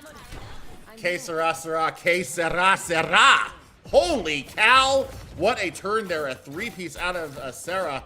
And now you're looking at sound barrier difference right now. The Eco Mercy is not getting the job done. You need to be swapping here as you cross the 98%. Last touch coming in. Last touch comes in from the Winston at the very least, but the sound barrier from Econ could end this all right here. They do get the res up onto Raslito, but it's going to be too little, too late. Overtime clock bleeds. No chance for Kean to even come back there, and Fisher is able to win. 170 on the well, 185 on the ruins, and Fisher College off to the right start here, 1-0. Oh, my dear friend. Oh, my dear friend. We're going to have a series on our hands here, I think. This was pretty impressive from Fisher to be able to adapt in those quick moments. And, I mean, Sarah was just bloody impressive on the accuracy heroes, as I call them, because, you know, it went from hit scan to projectile. Or vice versa, was equally as versed on the Cassidy as they were on the Hanzo, and that's going to be a big change. That's something that really Kean need to identify early and make that a sole focus, because Centrilla did not get a lot of work done in the tank department. Really was more concerned with and more tasked with space taking, and you were allowing Mikan to kind of ferry around Sarah there on the Cassidy, especially getting him to prime position. So like I mentioned in the opening here, when we started out on Lighthouse, the back line of Fisher has to be your primary focus. If you can get Abs and Mikan down, the rest of the composition here for Fisher really does start to suffer. Now, when you see Sarah go off for 3 without a Deadeye, then you know that they are feeling it, and they've got the non-sponsored gamer fuel going through their veins in cool, good order. So, I mean, still, I think this is going to be a series just based upon what we saw there on Control.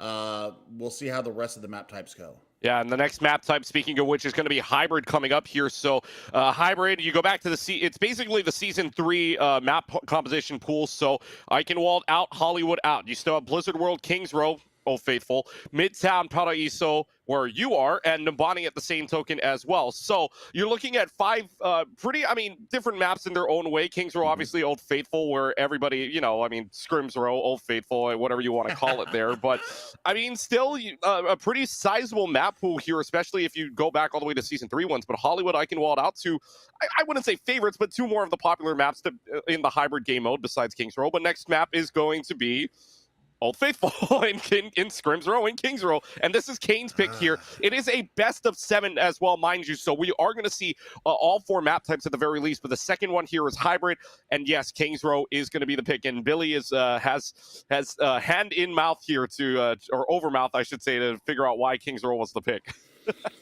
If you want to brawl, then that's where we're going to go, because we did not see any semblance of a brawl.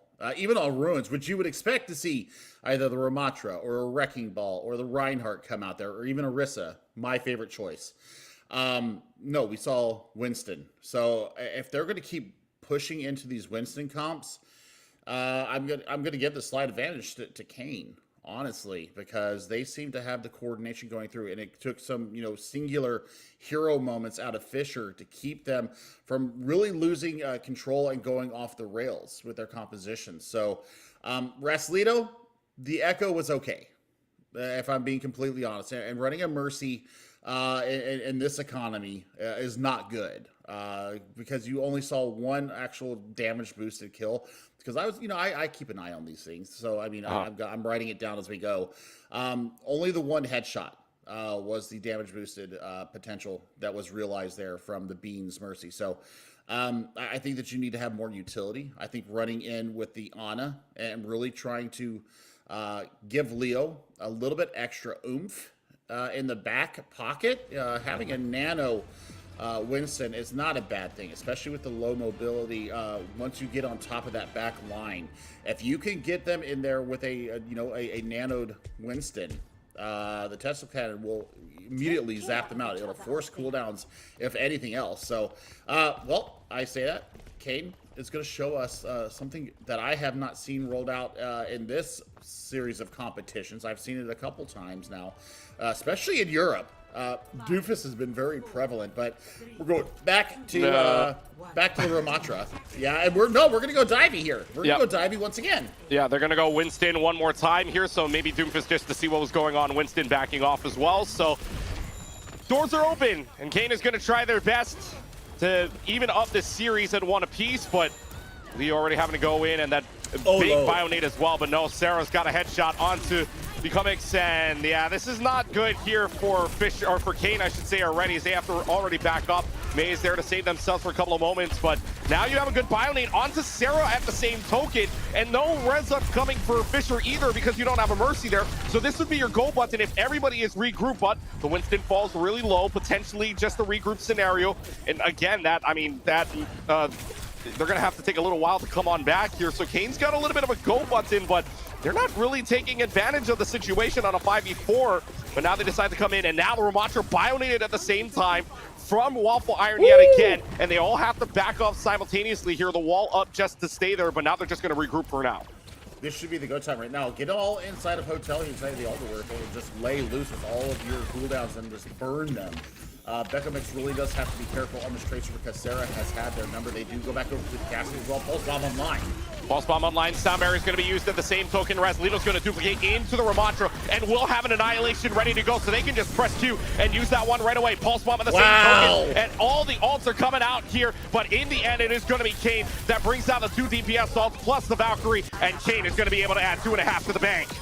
That was perfectly done, perfectly swapped around, and it only takes them about 1 minute and 45 seconds. So 2 full fights. They really were patient.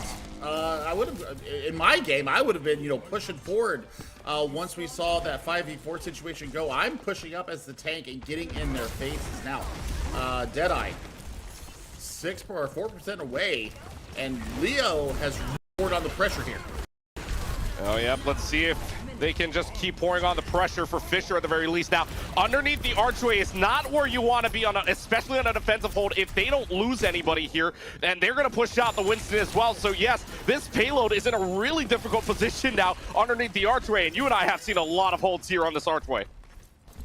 bring out the Winston. I'm summoning, the Bastion. I'm summoning Bastion to the battlefield.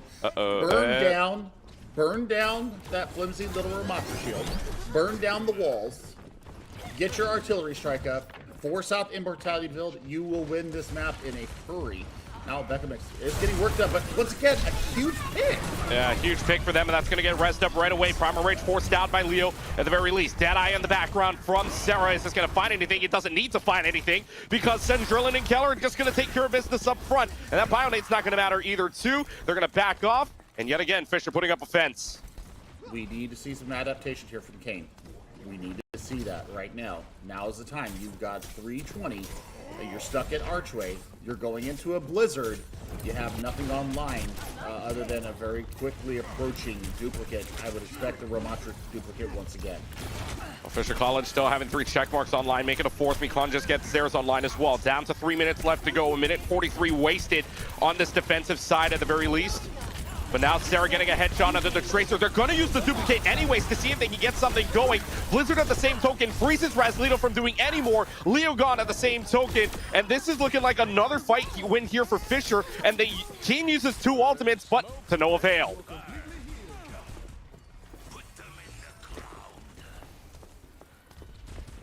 Looks like for right now, though, Fisher getting 3 ultimates online. Mikan's also going to get a melee kill onto Beans at the same token. So for right now, as it stands, it's looking like, for right now, it's looking like Fisher has the ultimate advantage. Kean coming out with something of their own with the 2 ultimates, but it's going to have to be a Pulse Bomb and an Nano Boost that's going to have to do something for them here. You're going to have to engage with Leo on this Winston to get the value and take the space. And they're going into the Annihilation, so, you've got plenty of holding power here, plus the wall from Keller is really going to cordon everybody off. Let's find out here. 2 minutes on the clock again. 2 minutes and 43 seconds gone from what was a 4:43 time back for Kean, and they have not moved an inch since then. But now it's an Ana-boosted Winston. The sound barrier, great bubble, does not hit the Maze, so the Maze in a lot of trouble here without anything else going.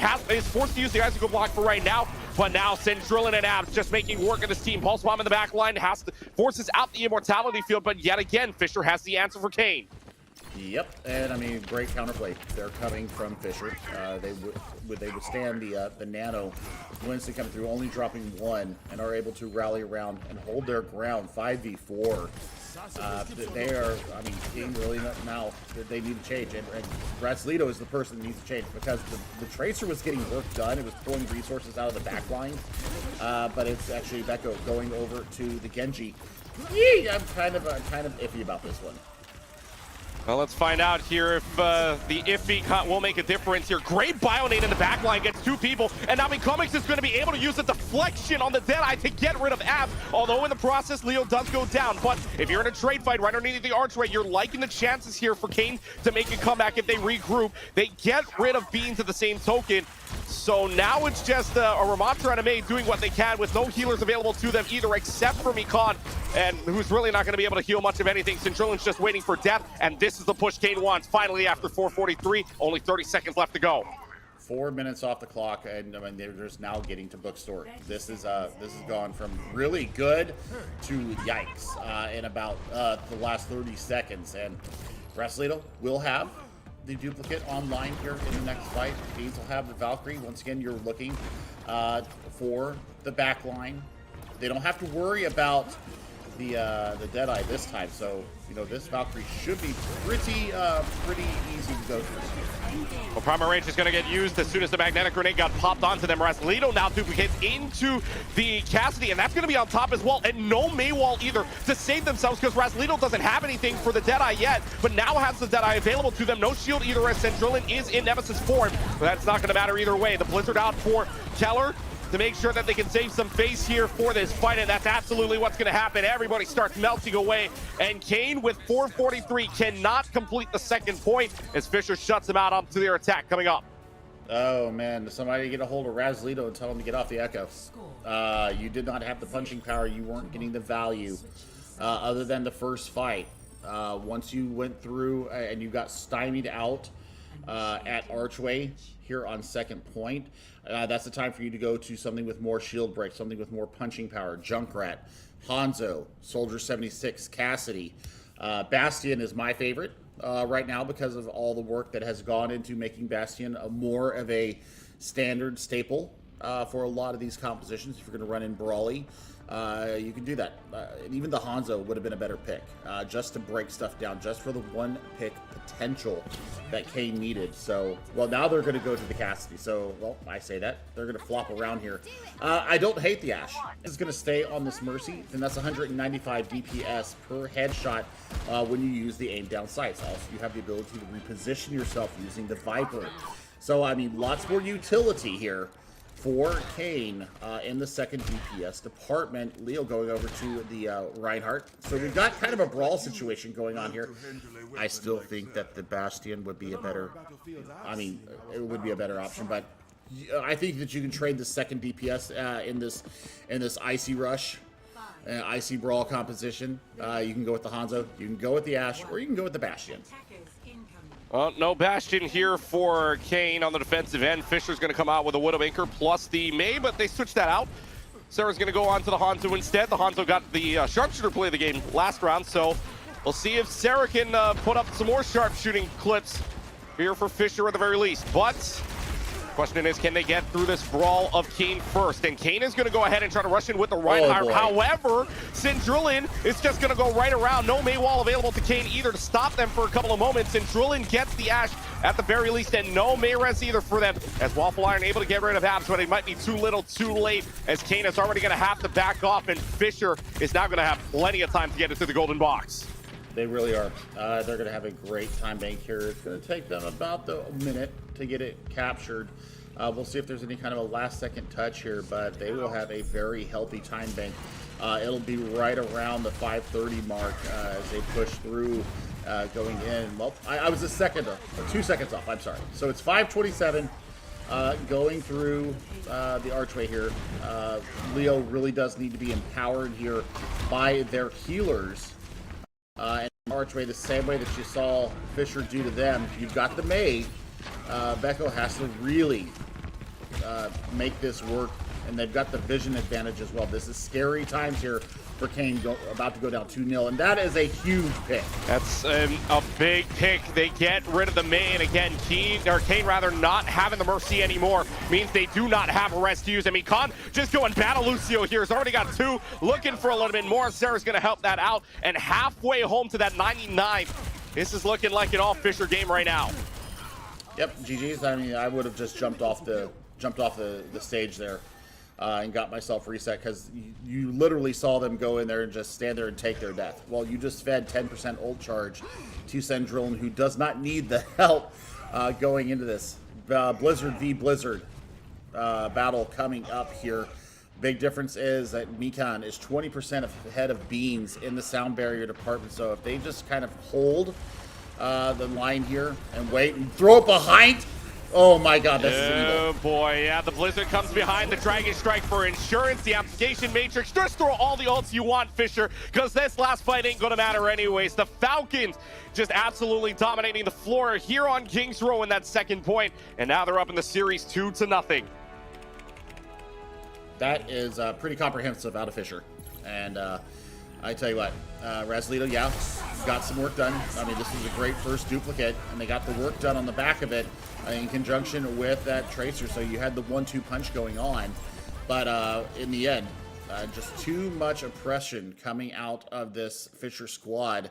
You know, they stuck on the Echo a little bit too long, and I think that is a big red flag for me, is seeing, you know, will they be able to adapt fast enough?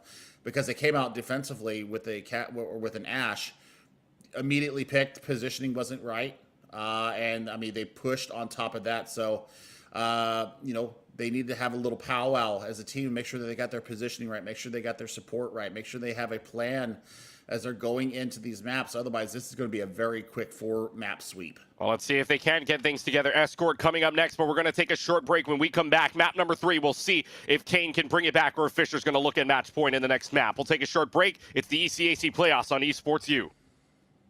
I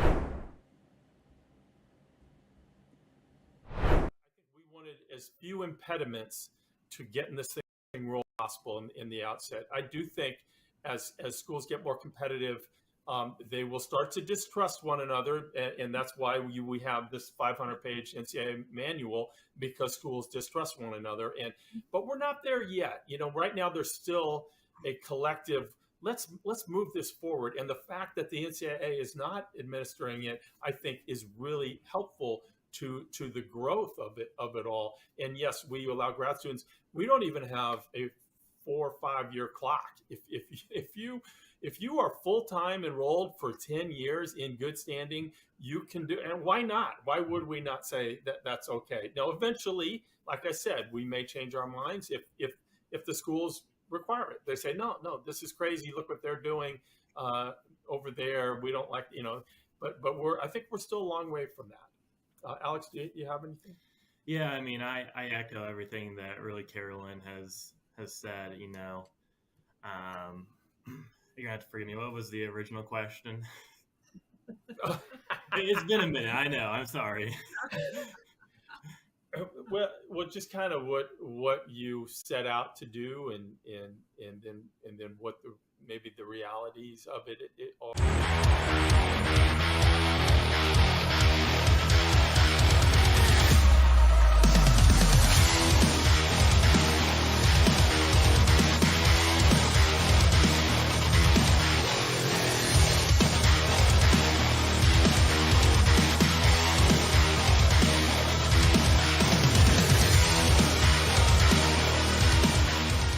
https://twitter.com/septilence. Don't put that in. I'll get in trouble. So that's worth it. Did I get too close to the camera on that one? A little bit too close. Should I back up a little bit? Okay, sorry about that. My bad. I've been awake for probably close to 32 hours. I have to hold my keyboard the normal way, because if I do it, I feel like I have arthritis, and I hold my keyboard like that. It blows my mind. I can never do that. This guy right here, he's got his keyboard off at an angle. His isn't that extreme. There's a kid all the way down to the far end who has his keyboard all the way at a horizontal. That's really cool. They're going to be at that table right over there. Public information? Oh, I don't know. But this isn't live, so it doesn't matter. It's not live, but you and I know. Yeah, we know. I'm not going to tweet it. Awesome. What game do you play? Smash Bros. Who do you play? Is it embarrassing? Is it like Villager? Yeah. Is it Villager? Am I spot on? Oh my god. Is it the Ice Climbers? No. Is it Game & Watch? No. Is it Pichu? No. Is it Wario? No. I can keep going. I think I can name every character in the game. I believe in you. Is it? Did I say the Ice Climbers already? Yeah, you said them. Is it them? Not them. Is it them a second time? No. Okay. All right. Oh, is it one of the links? Yes, it is. Is it Toon Link? It is. Oh, that is pretty embarrassing. That is rough. Who do you play? I'll give you $20 if you guess correctly right now. First try? Give me a single hint. It's an obscure character. Obscure character. Not played very often. Is it Wii Fit Trainer? Oh my god! Oh my. I'm the interviewer for a reason, baby. I do what I do. I don't need the money. I appreciate it, though. I appreciate it. So Bowser Jr., Wii Fit, and I forgot already. Are you all lying to me? Am I being gaslit?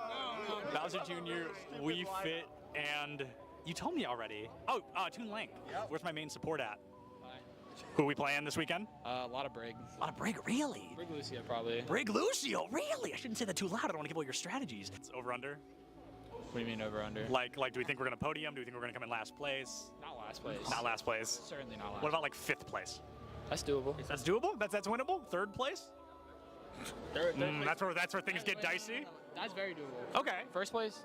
That's very doable. First place, very doable. Love it. That's the mindset. That's what he loves to hear. Yeah. Oh my god. Hold on. Cut the cameras. Well, who are you? Hello. Oh my god. I saw you earlier. I saw the back of your shirt. And I was like, I know that name. I know him. It's a quick play game. They Q-sniped each other at land. I thought it was a scrim. It's just unlucky. Are you actually a Villager player? Yeah. How do you feel about Villager being notably worse in Smash Ultimate than they were in Smash 4? I wouldn't know. You wouldn't know? You never played Smash 4? No. Oh, that's all right. Nobody's gonna hold that against you. Now, who do you play? I play Robin. Okay, wow. Did you know Robin has the lowest pick rate in the game? Yeah. Isn't that crazy? Come on, the LEDs, it looks just like Samus. Huh? Do you disagree? I guess I can see The it. Samus vibe. Show the controller to the camera. We're interviewing. This is recording, by the way. Surprise. Not my controller. Who do you play? I play Peach. Oh, wow. I like that. Who do you play? I play the Shotos, mostly Kazuya. No, you lose against Kirby. That's just like a statistics thing. Yeah. It's maybe. This is a death match, and I think they're all in the same one. They're all on Icebox. Are they all in the same death match? Maybe. Who knows? I feel like none of them can hear me. I want to approach somebody, but no one can hear. They all have both their headphones on. What's up? How do you think we're doing? I think we're doing pretty good. Yeah. What's your KD? We're looking at 10-6 right now. Oh, hey, that's third, dude. That's better than I expected. Who's bottom frag right now? I want to go talk to them. Ian? Hey, how do you think we're doing so far? You know, it could be better. Could be better? You're one of those rough days? Well, you know. Let's go find more people to harass. Yeah. Where's Boise State? Who's your favorite to play? Oh, right now it's got to be either Chamber or Breach. What country is Cypher from? Oh, dude. It's Moroccan, right? It is Morocco. Oh my God, I don't think anyone was gonna get that. Oh, you're good. You're good. All right, see you later. Let's go harass Boise State more. Who is this? What school is this? Boise? This is Boise. Oh man, that's okay. Boise's still got really good odds. A Large Bagel, one of their tank players, Nerdy Bird, their off tank, both of them not here. A little bit scary if we're being honest. Aloha, and welcome back from the break, everybody. Welcome in back here inside of the booth. Clutchkey alongside Chef Billy with you here for the ECAC semifinals. If you're just joining us, it is number 3 seeded Fisher taking on number 2 seeded Kean, but Fisher up 2-0 after a 2-0 on Elios and a 2-1 on Kings Row. So now we go to the next map of Escort. Again, we're going back to the Season 3 map pool. So take out Watchpoint Gibraltar, take out Route 66. That leaves you Dorado, Circuit Royale, Junkertown, Rialto, Shambhala Monastery, and Havana. So the question for you, Billy, is from what we've seen so far of Kean, with Kean getting the map pick here, what do you think they choose? Oh man, if we're gonna start out on Winston, and it's Escort, I think Dorado is probably the number 1 choice for them. If they're looking to switch things up and take it a little bit different direction, I think that you go to Midtown. I think that would be a very good choice for them to kind of throw a wrench into, what has been considered kind of a Rolodex of, we're going to go to this map, and then when we lose, we're going to go to this map. And it's almost become like a constant repeat song throughout a lot of these competitions that I've been a part of. So, man, I really want to talk about Wrestlito. I know that I'm critical, but when I know that the gamers have the skills, I want to see them playing at their best. And I think we stuck on the Echo just a little bit too long. You get the great value in the first fight there on Kings Row on their attack, but then we go and we stick on it too long, and it's just not good in that sense. And well, we do go to Dorado, so we'll see Leo swapping back over to the Winston, and well, Sindrillan already knows what's going to happen here. So unless there is some kind of change, unless we see Kean bring out a Diva here, which is also a very good pick for a tank on this map, I say, we'll see how the dice lie here. Fisher College bringing out their own Ash this time. There's not going to be a damage boost, but there's going to be a lot of utility for Fisher as they approach. And, well, Nano engaged here for either a Bob or a Winston will be where I'm looking to go. See over the top rope. Can this Mercy, or rather not the Mercy, but can the Echo find anything is the question. Not anything for right now, although they do not know they have the Winston, so the Winston's just going to back off, already down to low health. Sindrillan, though, good support line is going to help them out. First look, by the way, at Brigida for Mikan. So Brigida with the rework and all. The rally is available to them. The new rally, I should say, is available to them, but we get to see that later on. But still 30 seconds in. Kean still finding no way in for right now. Having to try to play the dive composition here, but to no avail as everybody from Fisher is kind of just spread out evenly throughout the map, and that's what happens when your tank goes down. Everybody's got to go back to the spawn room, and at the very least, Kean's going to have to regroup here, even though they get the res off, but they get the res. Question is, can they fight back? That answer for right now, they're just staying back and saying no. It's because Keller is on the Tracer right now, punishing their backline at every chance and really getting in on top of them. And, well, the rework to Brigitte, by the way, makes them so much more durable. And, well, when we see the giant shield cutout, I found it comical seeing it for the first time today in my comp game. This is a time for you to make your changes right now. Becco over to the Genji. I like this swap. Wrestlito still sticking with the Echo. This is going to be an issue moving forward. Let's see, 2.5 minutes left to go on the clock. 90 seconds have passed for Kean to do something here, but they've not gotten it around the first turn at the very least. Payload actually almost back to where it once was, but still Fisher putting up a fence for right now. This Tracer just going to dive right onto the Echo, but rewinds right away, so no more recall for the Tracer. However, Kean doesn't want to do anything else. The Nano Boost is going to go on to Sindrillan, meaning Abs and Centrelli working as a team. The burn away here for Leo is just going to force them all the way back, and now this Kiriko in so much trouble, having to use the protection Suzu, but they backed off. So luckily enough for Kean, they don't lose anybody on the nano boosted Winston from Abs to Centrelli, but now Centrelli using the Primal Rage. Keats and Airrush going to be out at the same token here to see if Kean can have a chance to push this one up. Now a duplicate for Razlito at the same time onto the Trace. They're already down to a 10th of their health. Was able to recall out. Mikando able to take care of Mechanics, and again, this payload just not moving from that first turn, and it will not move further anytime soon as they just get rid of that pulse bomb. The Winston does not go down, and Kean, again, no answers for this defense of Fisher. Mikan is the MVP right there. Being able to hold, being able to throw out the biscuits when people needed that little bit of topping up as they were getting critical. And like I said, it's all about mobility right now for Fisher. The ability to get around this map. You can use the shield bash to reposition yourself as well on the Brigitte. So there are plenty of options for them to get around, and Pulse Bomb available in this fight. Pulse Bomb is indeed available. They're going to use the new rally. The big shield is out and about, and the stun onto the Kiriko as well sends the Kiriko back. No chance to help out the rest of the team unless they use a teleport, but now a bunch of ultimates coming out from Kean at the same time, and there's going to be a blade out, but Mechanics isn't going to find a single swing away at that, so they trade that out. The Genji is now gone. Mikan, though, is gone at the same token. No more rally either. The tank is gone from Centrelli, and now Kean finds themselves in a position with only 45 seconds left to go where they still have to find another one. Blade pulled out every single cooldown out from Fisher College. Now, the problem is that there is 35 seconds left here in the first phase, and you're coming into Fisher College being able to set up on high ground. This is actually a really good push here from Kean taking this high ground. And yeah, I mean, they've got the time, they've got the space. They still have half of the space to go, though. Oh, but Abs is just going to play Battle Honor here, getting 2 kills onto Razlito and Leo. So that's good news if you're Fisher for the defensive side, down 2 already. And now making it down a 3rd for Kean here as you lose the Kiriko and no chances for Beans to come up. So now 5 seconds left to go. Somebody has to find a way to touch. And I don't know if anybody's going to have that ability except for the Winston, except for the Tracer. And no, nobody touches whatsoever. So they jump in, they deny them the space. And so Kean just only gets 56 meters, and Fisher just has that much to be sending this to match point. I'm a broken record. Razlito stayed on that Echo way too long, and it just did not get the value. And I'm going to call a spade, and it is the Echo right now. It is the Echo that's not getting the work done. Becomix is doing as much as they can in the DPS department, but you need to have a Tracer. You need to have a Genji. I mean, the Genji is working, even though the Blade did not get the value that the killing value they wanted, but it still pulled utility out of Fisher College, and you saw what happened once the Blade was unsheathed. They were able to clean up on the back of all that utility being spent. The problem is that, well, I mean, if you're not getting the second DPS in that kill feed with you, like Keller is doing on the opposite side of Sarah, you're basically going 5v4 into these fights. So Beans is going to come out on the Mercy here.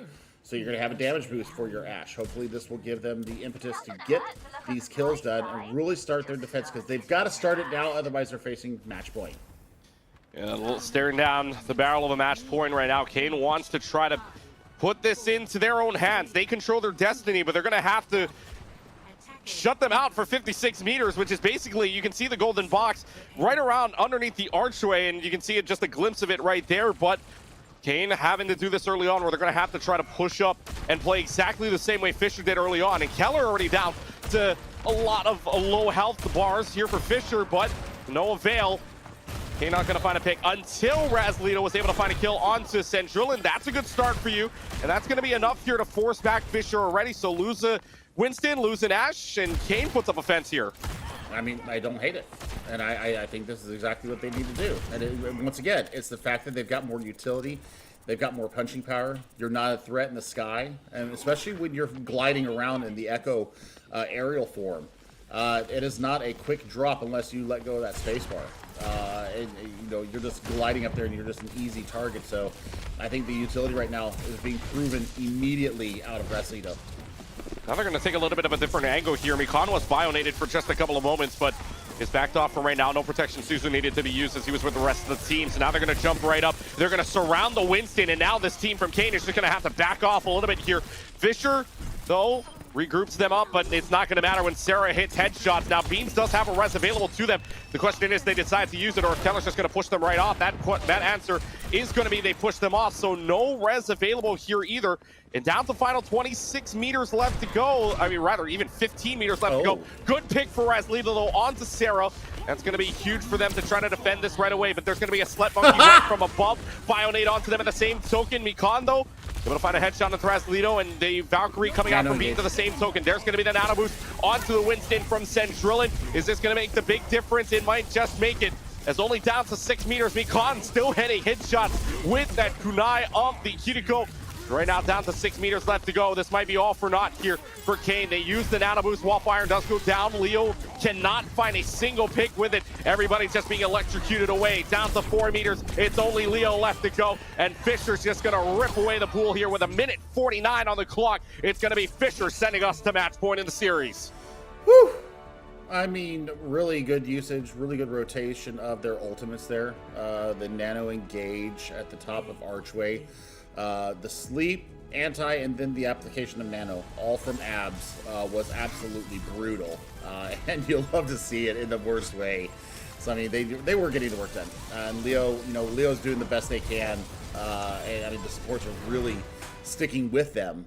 But, I mean, broken record. I'm not going to keep saying it over and over again. Need to see some different heroes coming out the gate from Kean to keep themselves in this semifinal. Remember, there was a spot for the CECC in May. The May Madness is on the line right now, and Kean are looking down the barrel of a reverse sweep. They need to get themselves on the board here. My prediction, as I mentioned to us before we came on the air, and I said I would hold it off till later. I called it a 4-1 in favor of Fisher. I thought that Kean was going to be able to come out here and at least take a map. Now I'm looking like, okay, well, we'll see how this goes as we head into our push map. Yeah, push map. All 3 maps available here for push. So New Queen Street, Coliseo, Esperanza at the same time. So all 3 push maps available here. No 4th push map, no 5th push map to have any elimination factor, or rather out of rotation factors like Hybrid, Escort, and Control do. But you still got 3 interesting maps here. And for New Queen Street, Coliseo, Esperanza, one of the 3. Billy, I know we were talking about the Echo here a lot, but I mean, maybe more open Esperanza, maybe New Queen Street. I mean, who knows at this point? You got to really adjust to what Fisher's bringing to the table. So for right now, what are you thinking here for push? I mean, if you're going to stick with Razlito on the Echo, then you have to go to Esperanza. You have to. Because New Queen Street is too claustrophobic. Coliseo is even more claustrophobic for an Echo player. And with Serra either bringing out the Hanzo from long range or bringing in the Cassidy to get up close and personal, and having that magnetic grenade, which we saw them take Razlito out so many times, not only on Ilios, but also on King's Row, and the list goes on and on. We'll see how it's going to go. Once we see the compositions line up for this push map, we'll be able to tell, I'll be able to tell what their focus is, what their plan of attack is. I also think that Leo might want to think about going in, not to the Ramatra. I think you might want to bring the Orisa out, or if you have the Wrecking Ball, be able to displace the backline a little bit more. It has had wonderful engages. I want to give a lot of credit to Leo because they are doing the Lord's work right now in the tank role, and unfortunately are just getting burned down. Like everybody on Fisher that's the what is it, the game from way back in my day, the snake, the blip, and it goes up and everybody turns and faces and just absolutely melts them down. Metal Gear Solid is the game that I was thinking of. There you go. My old brain. Some days I'm on it. Some days I'm just. That's a throwback game. I mean, that's a throwback game, though. So all credit to you for remembering that. That's such a throwback game. But you can hear that sound in your head with the exclamation point going over his head. You can totally hear that. But, I mean, that's what Fisher's done. They've turned on Leo every time he's engaged into the back line, trying to do exactly what I said to do, and trying to burn down Mikan and Abs and taking away the support. It has not worked out all the time for poor Leo. But we're going to Canada, my former homeland. Well, I've said it before. I will say it again. I really want a 3D printed image of this hockey statue. on the cocky player. Makes me happy. We do see them wrecking ball. Okay, I like that. Waffle Iron now out onto the Zenyatta. So, damage boost with the orb is going to be impactful here. What also is going to be impactful is the fact that we've got Beans and a lot more close support. And Sendrillin has now brought out for Fisher College. They are going extremely brawl heavy. Let's see if Kean can bring this one back, but it already starts off with a pick onto Razlito, courtesy of OW2 a couple of final blows here in this lineup. As now they're just going to have to back off in a situation where Fisher looking to see if they can just sweep the series right here, as they've already got the robot in their control about 45 seconds in. I mean, Beans is getting a lot of work done on the Brigitte, already 40% towards rally. But when you lose Waffle Iron, I mean, it's greedy in the back line here for Waffle Iron. I think that Lucio would probably be a better choice here, either that or answering an Ana, being able to sleep the ball, ante the ball up, pull out the protection Suzu from Fisher College to be able to work on the back path. Let's see, now Leo's able to get Keller, who gets a little overzealous with the rest of his picks, cannot dash the team, so now Fisher's down one here, but they trade that out right away. A tank for a DPS ain't a bad trade if you're Fisher, so this could still be a push you really want here. But now you get rid of Abs to the same token. Becomix is in your back line. Watch out, both of your supports are gone. And so now Kane's going to be on the upper hand here, and they're going to be able to take control back of the spot. This is the Doomfist is going to stay alive, though. Adaptation, though. I mean, look at Waffle Iron and Beans. They've already swapped their heroes out, and Beans is already 75% Coalescence. Already up to 70% on that Coalescence, or rather Beans is 80% on the way. Waffle Iron at the same token, 70%. Leo able to get a kill onto Sarah, though. Again, another DPS gone here, but if Fisher can find a way to get rid of Leo, that'd be great news. Unfortunately for them, they don't have that. Protection Suzu going to be used very early on. Sleep Guard is used. Bionate at the same token, but it's a great Protection Suzu to cleanse all of that effect from the Bionate anyways. Now the Coalescence is out from Beans, is able to find one pick onto Abs. And remember, movement speed decreased a little bit, but you can still fade in the middle of it. Doesn't need the fade anyways during the Coalescence at the same token, but now it's Beacon in the back line trying to do some damage with the Kiriko, and in fact, this is going to bring them all the way back from the brink, and now Fisher is going to be able to take control back of the bot. But I mean, look, they're already getting positive momentum going through the changes that they've got. And what, Becomix, where you go? Where the Tracer do?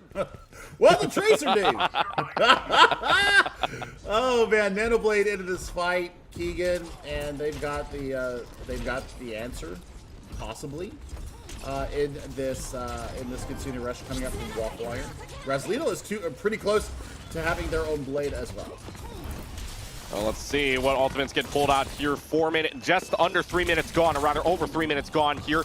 Razlito able to take away Keller, but the Genjis are traded out for right now. Leo has to back away down to almost 150 health, but has the shields up to keep it alive for right now with the rest of the team. They'll try to rush right into the back line. It's a nano-boosted soldier, and is this going to find anything? No tactical visor to help that out either, so it's still the first checkpoint gotten by Fisher at the very least with a little more meterage on it, but Kean still trying to put up a fence in the meanwhile. 2 ultimates available for Fisher, make it 2 for Kean, make it a 3rd here coming up for the landmines, but Kean won't get a chance to use it as it's already 3 down. Tac visor pulled out, blade pulled out for Fisher, just showing up some dominance here as the Falcons keep advancing.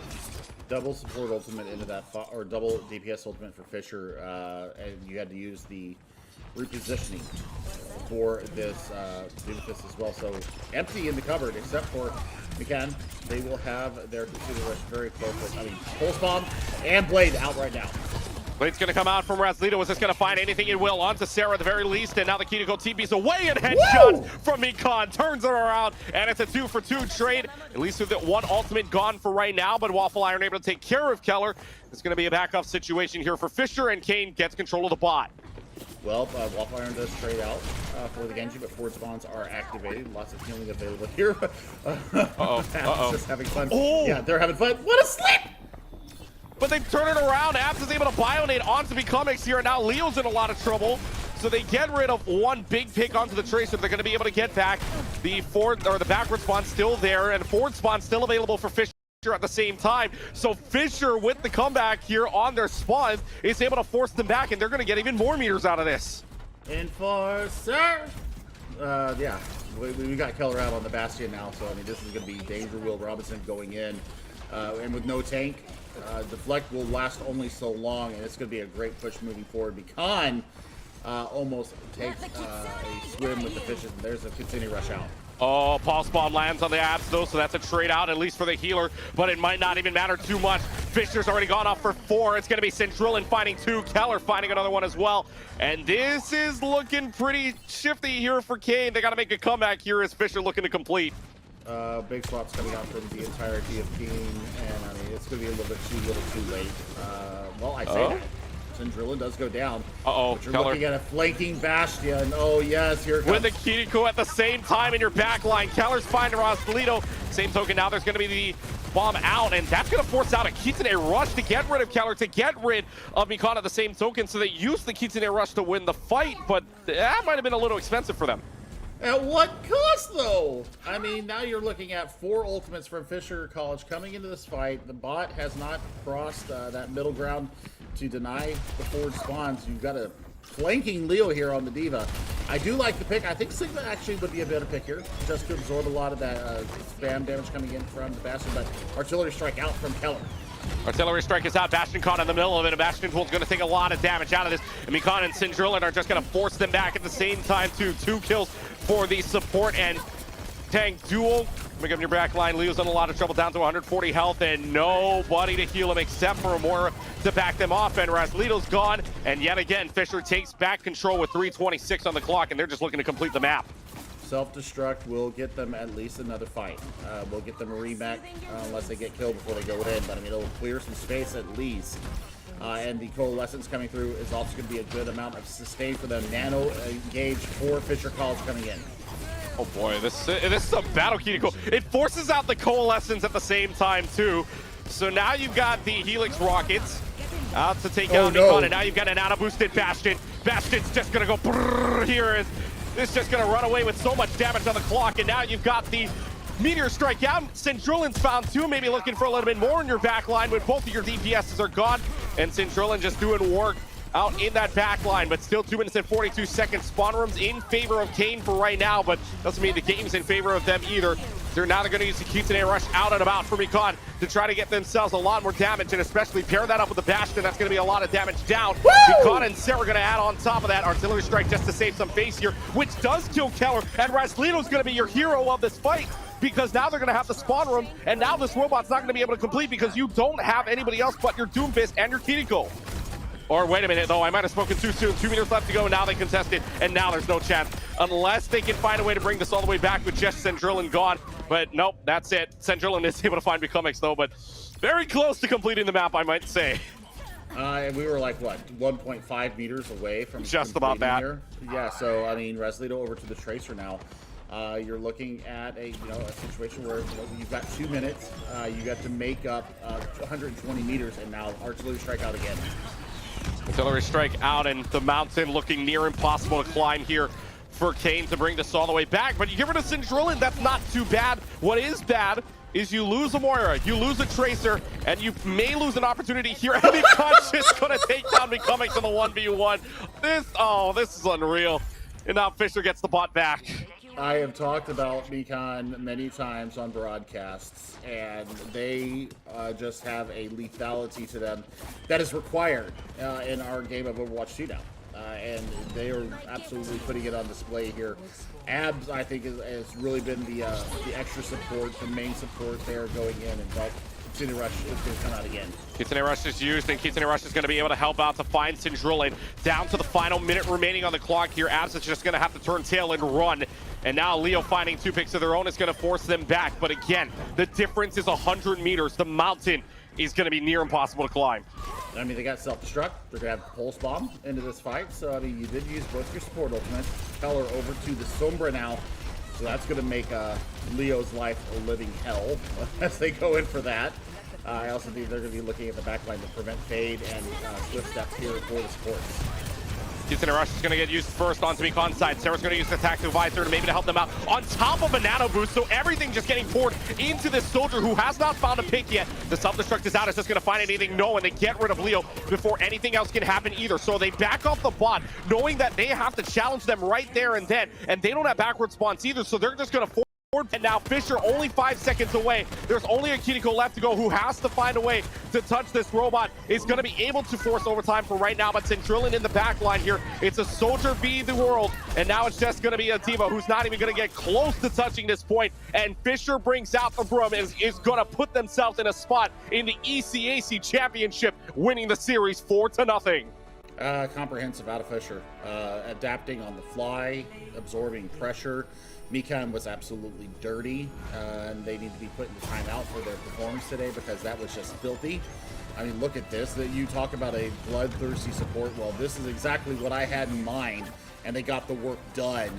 And it's on the back of Abs and Kean once again. They are the reason why this Fisher team is so good, and they were, I mean, you know, full credit to your Kean University, but man, I mean, they were up against it, and it's a 4-0 sweep here for your Fisher squad. And, man, Fisher College looking pretty damn good right now. Yeah, Fisher looking good, and they are looking good to go into the ECAC championships as well.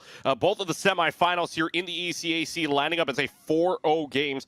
Ball State Red, your number 1 seed, taking down the Albany, the Great Danes, 4-0 there. So it's the Cardinals and the Falcons, a battle of the birds in the championship game coming up as well. Third place game is going to be between Albany, number 5 seed, and the number 2 seeded Kean. So it's going to be a very interesting setup coming up next week for the ECAC championship and third place games. We're going to take a short break, and when we come back, we'll see if we can get an interview from the winning team and the team headed to the ECAC championship of Fisher. You're watching the ECAC playoffs on Esports U.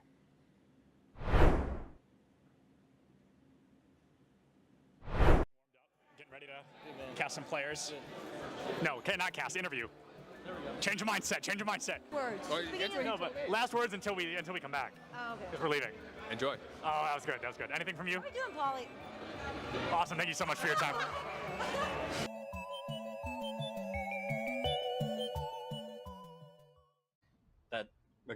That's why we're here, right? This is why a lot of people are trying to figure out, you know, how do we replicate what you guys are doing? How do we, you know, how do they do what you guys are doing to a degree, or why are you guys doing what you're doing to a degree? But you know, to kind of, I think, focus in then a little bit more. I want to talk about gameplay a little bit before we jump into business and all of the other stuff. You know, Jensen, this one's for you, right? I want to talk a little bit about this because to someone like me who's traditionally a League of Legends fan and all that, I know that you've been a coach that's been, you know, all over the world. You've worked with a lot of different professional teams and different regions. My question, I really want, I think a lot of people want to know, how did you end up at Maryville, and why a North American collegiate college? What was the draw, or what brought you here? How did you get to this point? When I first came to NA, I worked with Immortals, with the academy team, and I realized that there's a lot of cultural challenges that exist that's very unique to NA and esports, right? Where there's this very interesting intersection, because unlike traditional sports, in esports, players, they don't start training under a structure or a system or a coach. From a very early age, which is what happens if you want to pick up any other sport, right? Like you start going to community events or whatsoever, and then you start developing your skills and your literacy of the game from the age of 6 or 7, and you're very used to working in a team environment, a coaching environment. But in esports and for League of Legends, a lot of times players, they go through they go up, they climb the ranks in solo queue where everything is basically self-taught, and then all of a sudden they need to be placed into a team environment. And I realized that this is something that the Asian teams got right, where they had these B teams. They have the B houses in Korea and Taiwan. You would spend almost close to a year just being a understudy or training partner for the team before you even join an academy team in the first place. And in China, they have like these massive B team systems with like lots of players in them. The moment you hit a certain rank on the ladder, they fly you in. You are then boot camping for a month there at the facility, and depending on how well you do, they then decide whether to retain you on as a training partner or as a trainee in whatever capacity, given how well you perform in those scenarios. So the West was very lacking in all of this, and culturally to do the same things and try to replicate the B house environment or what they do in China or Taiwan would not be possible to do. But the West has a very successful model of developing sports and talent, especially in America, when that is in the collegiate space. So I looked at this, I saw the resources that was available, and when then when Clerky pitched vision to me, it's like, yeah, this is what I think should be the future for development in the NA ecosystem for esports. Oh, right on. I think, well, maybe let's follow up on that a little bit then. Because Dan, okay, so Dan, you pick up Jensen, you've got this going. I think that's going to be my question then is, or to any other schools that want to be competitive like you guys on that level, is this something that we should be expecting to see in the future, right? Is this now, the standard that you guys, Jensen, you and Dan, do you guys feel that this, if every college across the nation starts doing this, if they start, recruiting coaches like Jensen and trying to build this atmosphere, is this going to be the next standard, or is this something that's very successful that obviously it's proven to work, but is it sustainable? Is it possible for everyone, or maybe not everyone, but right, the greater sense of the industry and the ecosystem? How do you guys feel about that? It's a dream of mine, obviously, to get to a point in the future where every university has an esports team that's taken seriously, and every day they report to practice. It's an improvement-driven mindset across the whole program. I think for me, though, like, the reason isn't necessarily like to see like a March Madness with millions of dollars flowing through it. For me, it's a little bit more simpler than that. The reason why this is my vision is just because it's best for player development and just players in general. What we see in tier 2 ecosystems almost across the industry, that's like below academy, I would say, like right before you, I would consider academy professional, because you're making a higher salary than exists in a lot of semi-pro sports, actually. But in the tier 2 ecosystem, you kind of go from like your parents' bedroom making no money on a Discord server with a coach that hasn't been certified by any national body, to playing academy, and that's horrifying to me. So while I don't see collegiate as being, or maybe it does end up being this way, but it doesn't have to be the definitive path to pro. I want it to at least be an option, like a parallel option, similar to how you can go through the Canadian hockey system, where you can choose to spend a couple extra years developing and maturing physically and emotionally in the NCAA model before you go to the show in the NHL. I'd like to see that reality in esports. This isn't something where there's a century of history to the competition. So it's a very powerful tool, especially when you're trying to convince your parents that this is a worthwhile pursuit, that you can get a college degree. And it's one of those things where, at least in America, with how expensive college is, getting scholarships after your first, after your 18 to 20-year-old years is usually harder academically. You usually get the majority of your scholarships going into school when you're an 18-year-old freshman, and the way that the current path to pro is set up, a lot of players are foregoing that span of time to try to go pro for no pay. And so for me, it's more about like a health of a pipeline, health of the ecosystem, health of kind of the player experience of pursuing this, and that's the big thing for me. And obvious it's a dream. I want Maryville to serve as like a case study and a model for that. We want to show results. We want to eventually be competing to win proving grounds, to show that this can be a functional alternative to the traditional tier 2 within esports, and that's what we strive for every year. And I can add to that a little bit, just from a business perspective. I think we're very fortunate to have Jensen and Dan.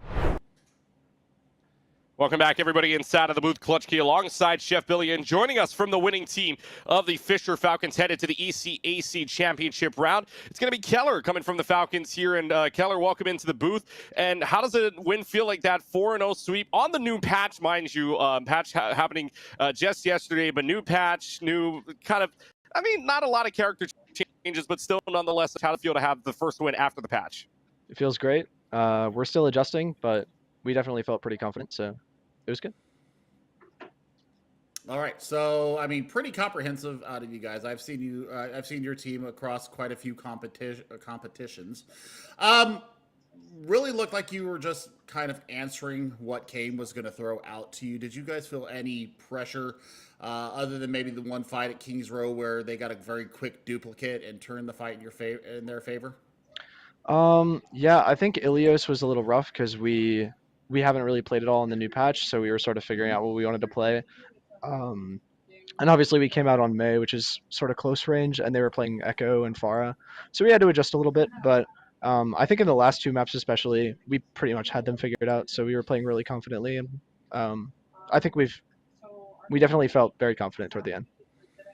I gotta get a little follow up here. I said I was only going to ask one question, but I gotta ask, who's going to be your Life Weaver main? Oh God. I think Mikan might technically have dibs because he's sort of like less mechanically intensive.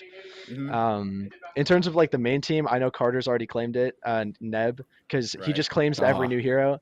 He's a main support player. He just claimed Kiriko. He was like, yeah, Kiriko's probably going to be a main support. She wasn't, but he still played her, so. It's still going to, I mean, there's another support to come later on this year as well, so this is going to be the year of Neb, if anything, if that's the case. Oh yeah, he will claim every support that comes out. Awesome. Yep. Expected. But again, Keller joining us inside of the booth here from the winning team of the Fisher Falcons, 4-0 against their opponents of Kean, advancing on to the ECAC Championships, by the way, coming up on April 26th. And speaking of that championship round, you guys are going to go up against I would say a familiar foe in Ball State, the Cardinals versus you guys coming up here, coming up 2 weeks from now, again on April 26th. Talk about confidence early on. How confident are you guys to take on this Ball State team headed for the ECAC ship? Well, we played them last time, and I think we got either a 3-0 or a 4-0, whichever length of the series we were playing. So I think we feel definitely confident, but don't want to go in unprepared either. So we'll make sure we're strong enough to make our expectations happen for sure. And we'll see if that expectation lands up in an ECAC championship. Again, Keller joining us. Thank you very much, my friend, and we'll talk to you later, and have fun with the ECAC championship game in 2 weeks. Yeah, appreciate it, guys. Have a good night. You too. Have a good one. That is Keller again from Fisher Esports there. Again, Falcons winning 4-0 on their way to a Ball State team, against a Ball State team that beat Albany 4-0 as well. As you take a look at the Ochre rankings as well, Billy, the ones that got released about 7 hours ago. Number 18, Fisher, I guess, okay, let's round it around it because they had 2 teams here, but 5 and 16, so 10.5 versus 18 going into this matchup here for an ECAC championship. And this game might get a little more interesting other than a 4-0 possibility of that happened last time, a 3-0 against these 2 teams on record here in ECAC, but this could very well change coming up. I think so. I think that this will come down to how everybody adapts to this new Palace patch. With the minute changes that have gone around, I think that we saw some value there from Beans from Kean on the Moira. Might be showing back up into meta, especially since now Coalescence isn't necessarily a death sentence once you press the Q key. So I also think that the little minute changes to Reinhardt may change up that bit of work as well, not being able to run, the Bastion, May, and Reinhardt comp that we're seeing a lot at the upper echelons of Overwatch play right now. So it's going to be very interesting to see how these teams really do adapt and kind of fine-tune as they approach this championship. How it's going to turn out. I'm going to make my prediction now. It's going to be 4-2 Fisher, just because I've seen a lot of competition between Ball State and this Fisher squad. So if Mikan and Abs are on their mettle once again, this is going to be a damn hard ask for Ball State. I'll see if Ball State can come away with a victory. They are the #1 seed, but seeds don't matter here, especially in the playoffs. Fisher number 3, Ball State number 1 as your seeds head in to the ECAC playoffs again. It's going to be on April 26th. You do not want to miss that. What you also don't want to miss is a couple of things coming up, especially tomorrow. Tomorrow on Esports U, you'll have the ECC Valorant semifinals, but all of this combination here on Esports U and throughout its networks as well, leading up to the CECC finals, where May Madness happening at Esports Stadium Arlington, coming up between May 6th and May 7th. If you can't be there in person, check it out right here, or rather, I should say, check it out on Esports U for the entirety of the event. And for any more information, go on over to collegiatesmg.com. Thanks as well, producer Professor Layton, as well as Kelsey, our observer, and Billy, the GOAT, as always. Much fun with you, my friend. As we say from the both of us, aloha, with the aloha shirts on. We say aloha and have a good rest of your night, everybody. This has been the ECAC playoffs on ECAC Esports. Take care, everybody. Bye, y'all.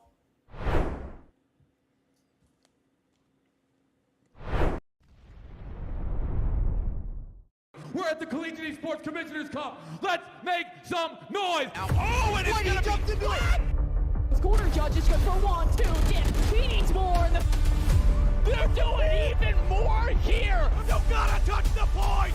Mr. College walks it in.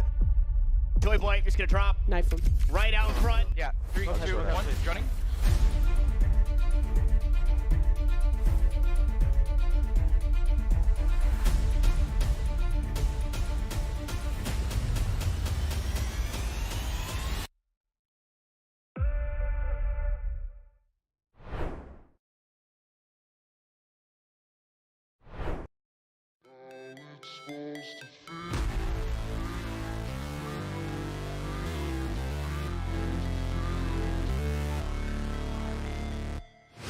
Never break, always fight, never quit, do it right, play the game, win it life, have no shame, there's no time, feel the pain, live the grind, I could change, in my mind, pick a lane, commit and climb, the only way to win it life, I never miss that fact, taking big.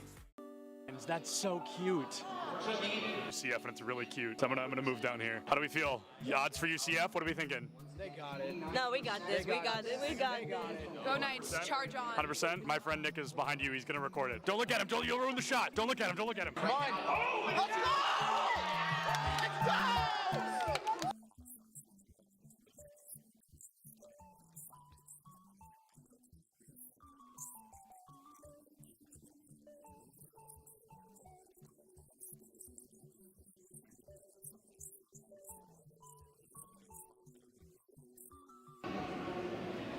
My smile's probably really creepy. I was just being weird. Oh, I love being in the shadows, though. Big shout out to the shadows. We could interview Dilly just because I think he's handsome. You weren't supposed to hear it. Here's the thing about the event. I'm the greatest that's ever lived. Literally true. I know him. I think everyone knows that. I think everyone's aware of that. Hey, do you have a VIP access badge on? I actually have an all access. Oh, an all access. I thought it said VIP access. And that's only available for the best.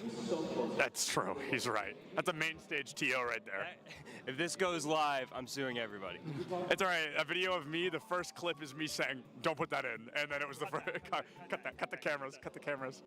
Oh, you're recording already? Great. So this is this is Bay State versus UCF. I believe something that we saw yesterday on day 1 of the tournament, but instead we're going to have that run back here. I think they're fighting for a spot in Grand Finals. Anarchy, one of the best Greninja players in the United States, currently struggling against a Terry. Terry notorious for that DLC privilege, being a very strong character with some very strong abilities. Greninja, not so much, considered one of the weaker characters in the game. A Falco player, one of the best in the United States, and he just got spiked by a Terry. Same Terry that took out Anarchy literally minutes ago. UCF still up by 2 stocks. This guy is looking to rip this team apart single-handedly. That is, I mean, nuts, to say the very least. Absolutely absurd. That was a disgusting spike. I cannot believe that happened. Will you hold the microphone so I can sign this?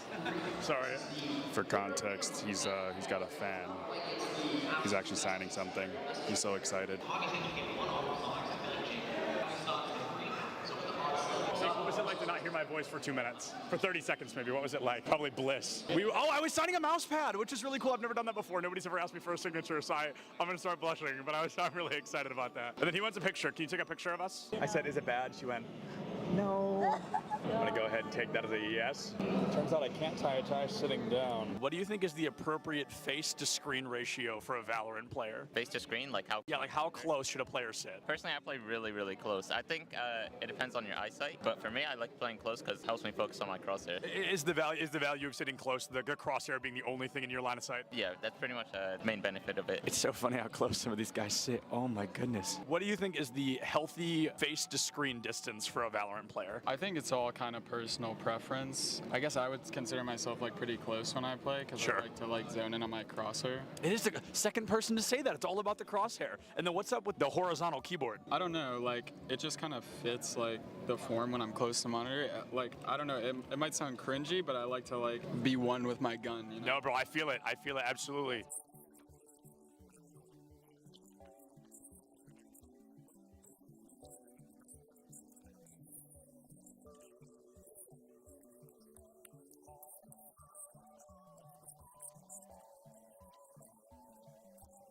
What is going on, everybody? I am here with some UCF fans. How are we feeling about UCF? Let's go! Let's go! We've got a bunch of UCF fans in the crowd right now. UCF, they are up by a single game. They're looking to find their third and possibly final secure a spot.